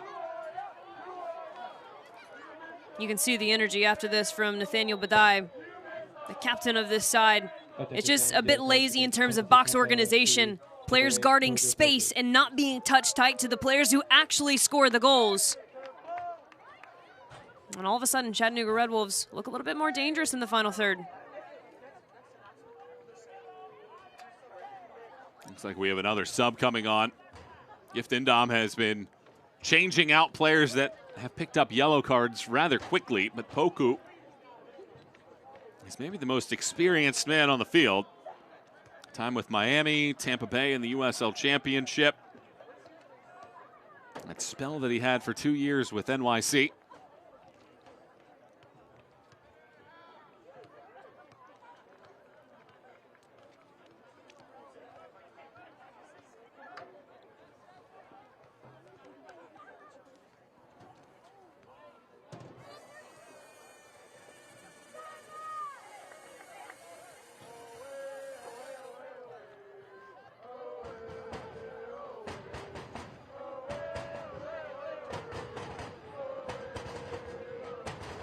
What are we getting comms for? That's the question everybody wants to know.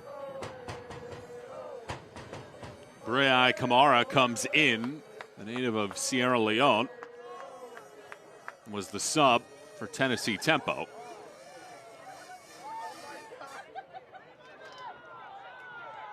There seems to be a little bit of confusion with the desire to actually sub on this corner. Poku obviously a bit frustrated. It's okay. It's okay. It'll be okay. Hey, Chattanooga, I know you're losing. It's okay. You still suck. Hey, 17. So it looks like Otuonye comes off. And they also bring in Jalen Larman. Now the corner from Chattanooga. Swings in. Jiba is up. He bobbles. Falls loose. Shot blocked. Still on the ground. Rodriguez nudges it aside.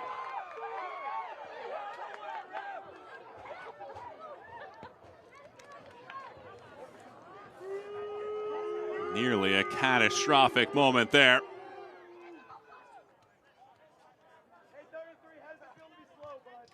But the Tempo have had an answer every single time. Another chase here for Ramos. He gets taken out. Free kick coming up. And a yellow card as well. Badai, the captain, is going to see a yellow. Well, Badai's gotten increasingly emotional as this game has gone on, knowing that his team is a little less than 14 minutes away from adding to the cup sets in this opening round. He's been excellent, but this is the point where not only game management, but emotional management, competitive management all comes into play. And it's that last-minute tackle. So it's not the first challenge, but it's the intent after the ball had already left the player's feet. Comes in late, nearly studs up.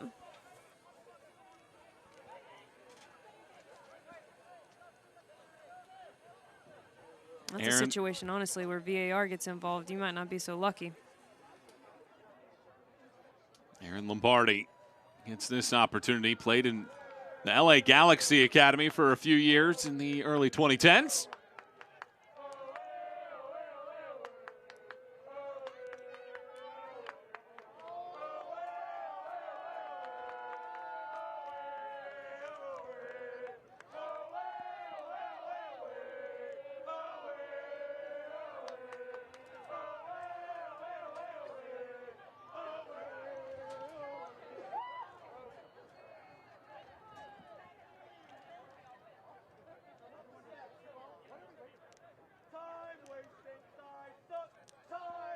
If that's how long it took the referee to put a name in the book, that's a little impressive, I must say.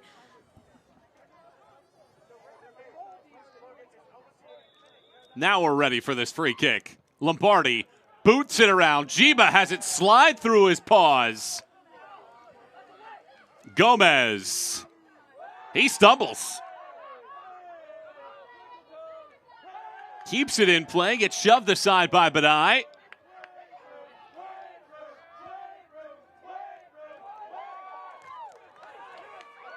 the fresh legs of Larman. Ayimbola has those as well. Wins the ball back. Rodriguez intervenes. Throw in. Quickly taken by Chattanooga.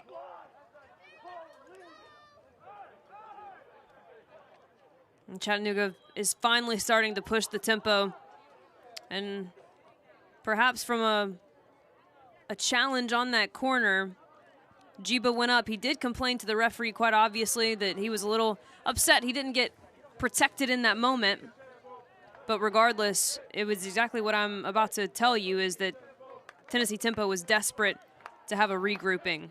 Whatever that looked like, whether it was a sub on a dead ball or potentially this little moment of reprieve from their goalkeeper, Chattanooga was really starting to fire on all cylinders. Some of the box organization and the fatigue for Tennessee Tempo was starting to come to life.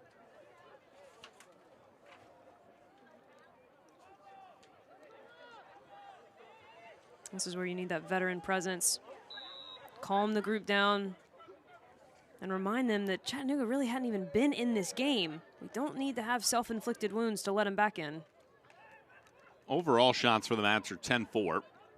Tempo have only had one second half shot. Ayimbola lines this one up. Chucks it in. Gomez plays it up top. Acosta crushes. It takes a redirect off of one of the Tempo Central defenders. Goes out for another corner with about 10 minutes to go in our opening round matchup.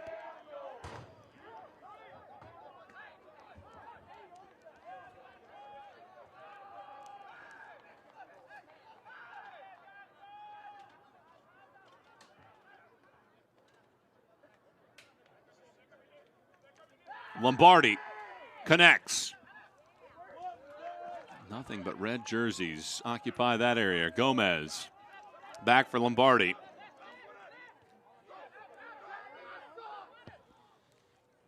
Back across it goes.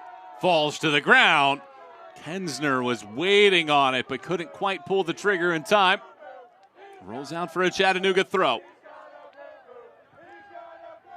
Red Wolves have had a little bit more possession, but not by much in the second half. Cross comes in again.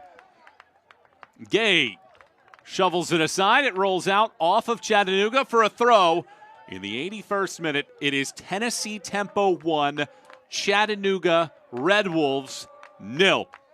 The goal from Goffin O'Yearworth in the 35th minute is the difference in this game. It's great to have you with us, Michael Watrang, Marion Crowder, and our entire crew watching this one with you as we look for a cup set to bookend our coverage of the first round of the Lamar Hunt U.S. Open Cup.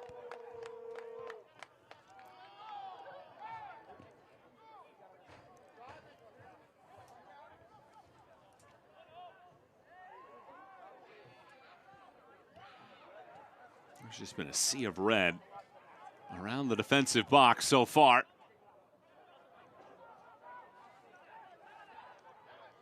Lombardi pulls the trigger in. Once again, erasing is Gay.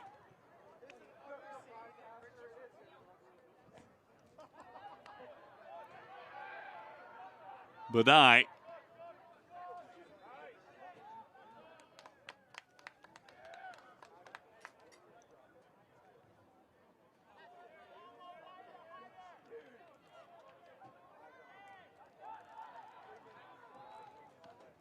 There is one more match of the first round. It's Pittsburgh Riverhounds' rescheduled game next Wednesday. They'll reschedule that one for Wednesday night, and then the second round is the following week. You mean the Pittsburgh Riverhounds reigning USL champion, Pittsburgh Riverhounds. Bingo. Pretty cool thing to bring a championship back to Steel City. Now we get a foul whistled here. And an opportunity at another free kick coming up.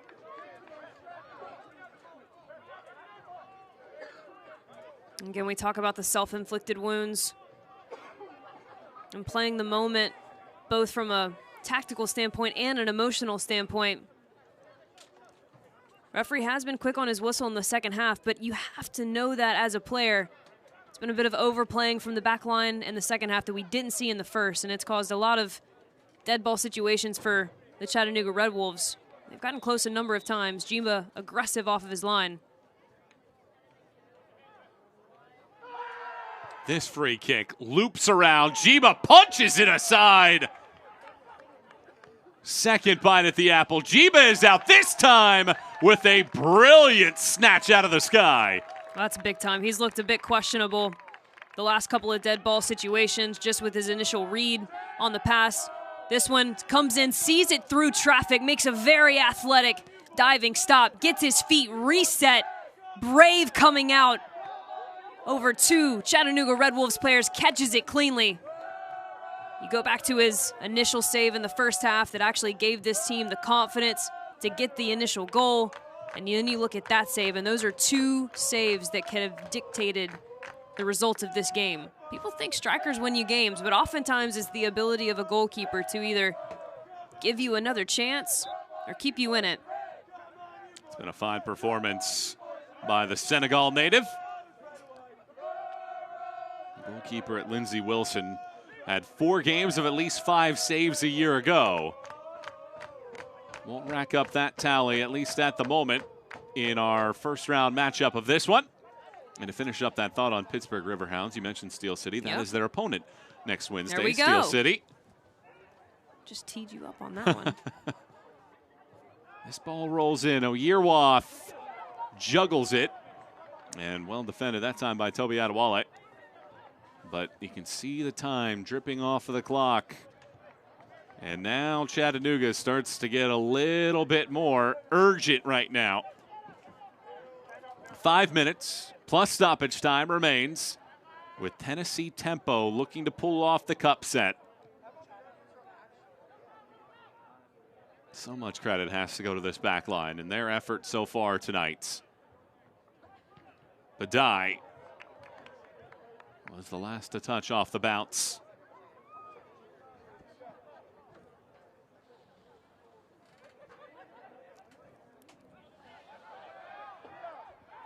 Lombardi on the ground. He does get back up, gets possession back, and now a foul is whistled. And you can see Tennessee Tempo showcasing the frustration, and they have to be careful. Our center official has been more than willing to book because of vocal comments and not just tactics on the field.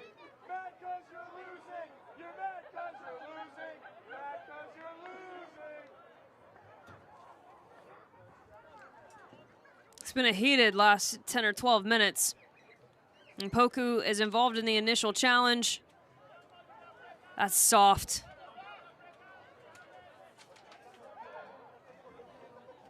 Both of those are soft in my opinion. Now the referee does have good positioning. Obviously we don't have all of the angles and the close-up that he does, but from the replay we just showed there, look, nothing more than a little bit of a tussle.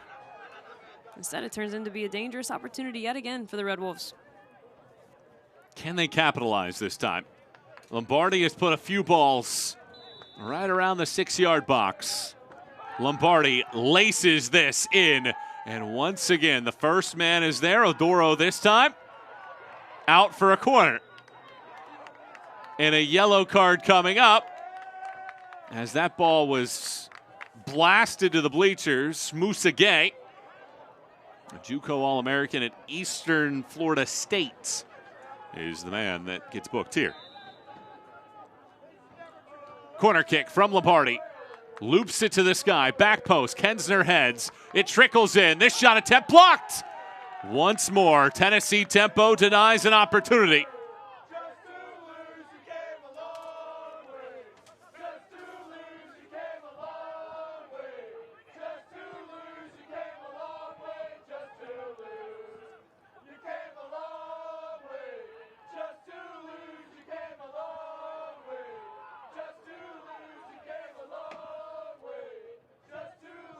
Lombardi back on it, tucks it in. There's nobody in that neighborhood. Poku and company clear, but only as far as midfield this time.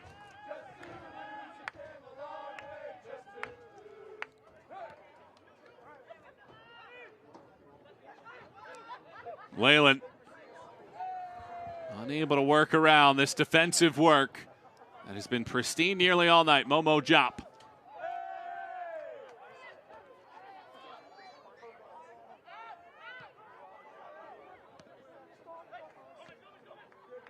Ayimbola.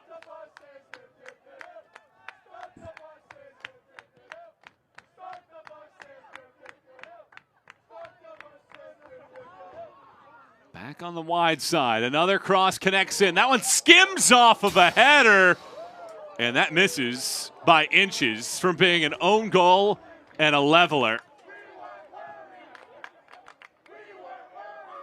Well, this is wonderful from the Chattanooga Red Wolves FC, just really looking to get numbers, get a ball into the numbers inside the area. Unmarked man at the near post, and without that deflection, you have to think that one is being tucked away at the near post.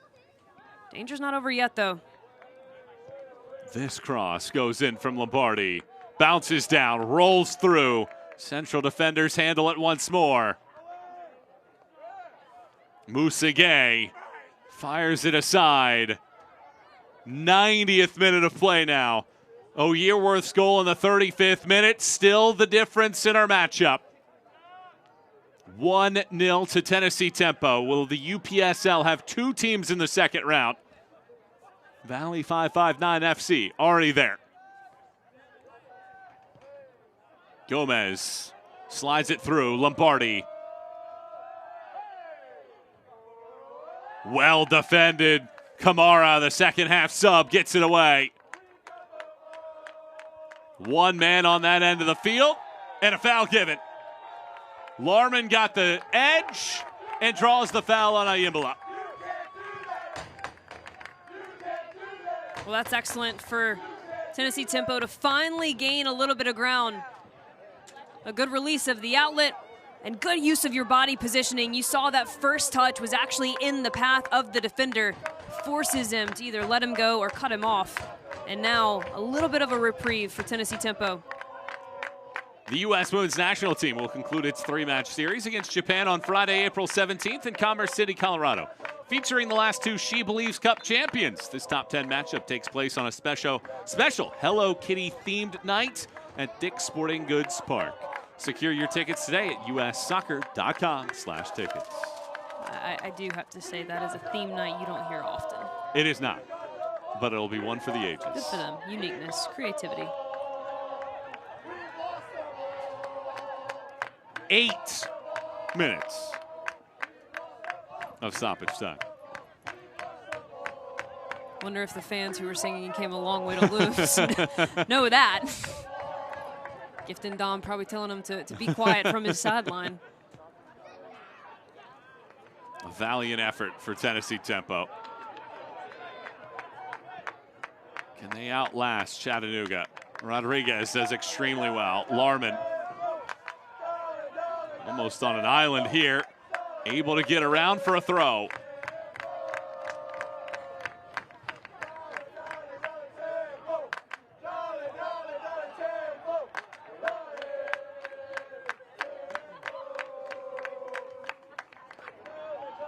Rodriguez gives it away. He's down. Referee not having it.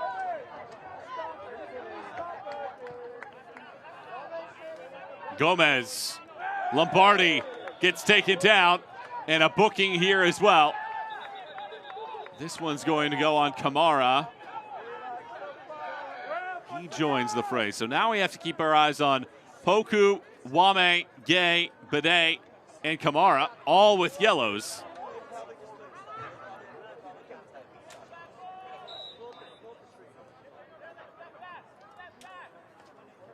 Can Chattanooga take advantage? High arcing ball into the sky. Poku gets the first piece. Second ball knocks off of Kensner's head. Jop slingshots it to the sky.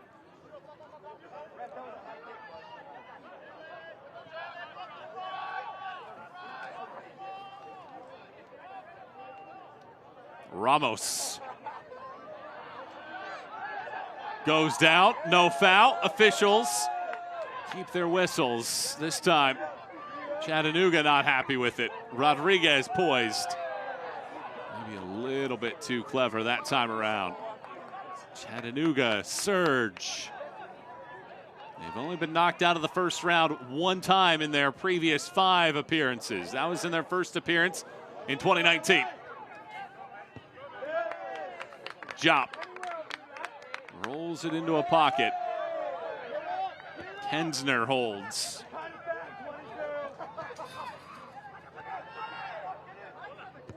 Gomez crosses. Balde evades the first man. Poku.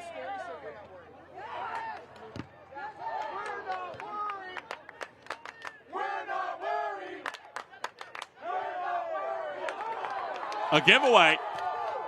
A long distance attempt. The keeper off of his line. Harris able to get back to it. That would have been a wild way to cap this one. Not a bad look.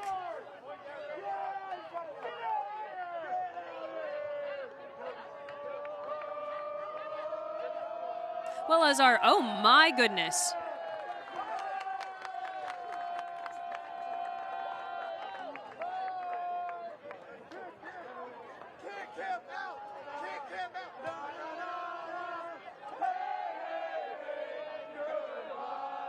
That's a red card to Chattanooga.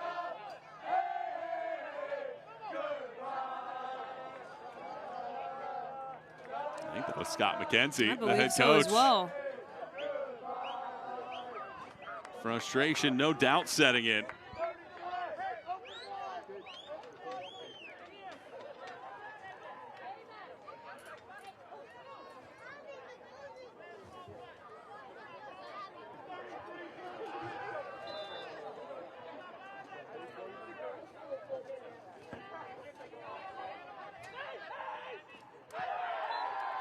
A little bit of a nudge and a foul given.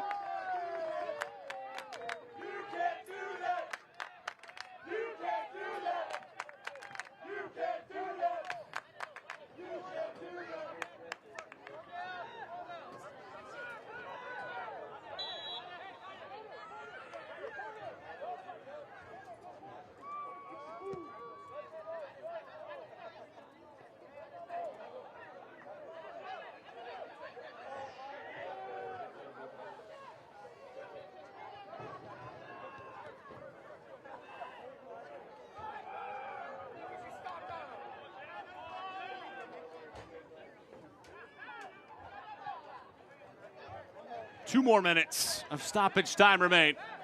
Chattanooga looking to make one last burst. Jiba falls on top of it.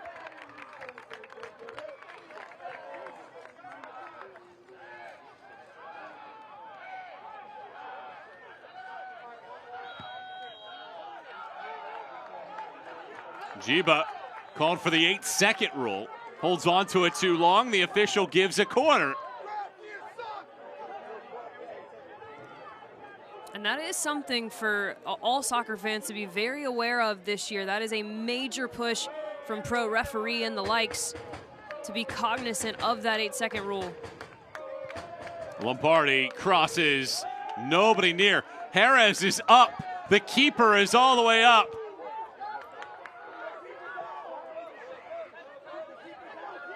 Tennessee Tempo cannot hold on to the ball, however. We're into the final minute of stoppage time. Still well off of his line. Measuring with this long ball. Balde over the top.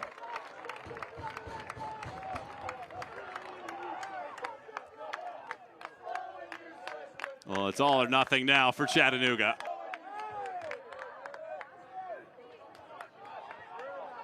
Ramos. Lombardi.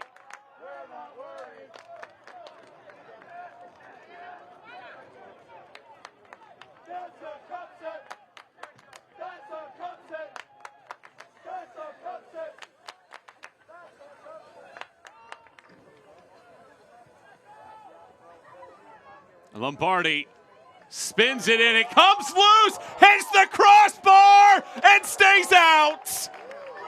Kensner had a chance to tie it, but the iron tantalizingly unkind to keep the tempo in front.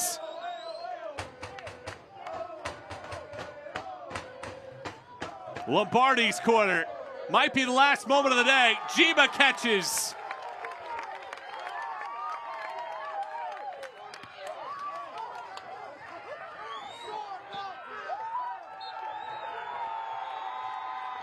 We have our cup set in the Volunteer State.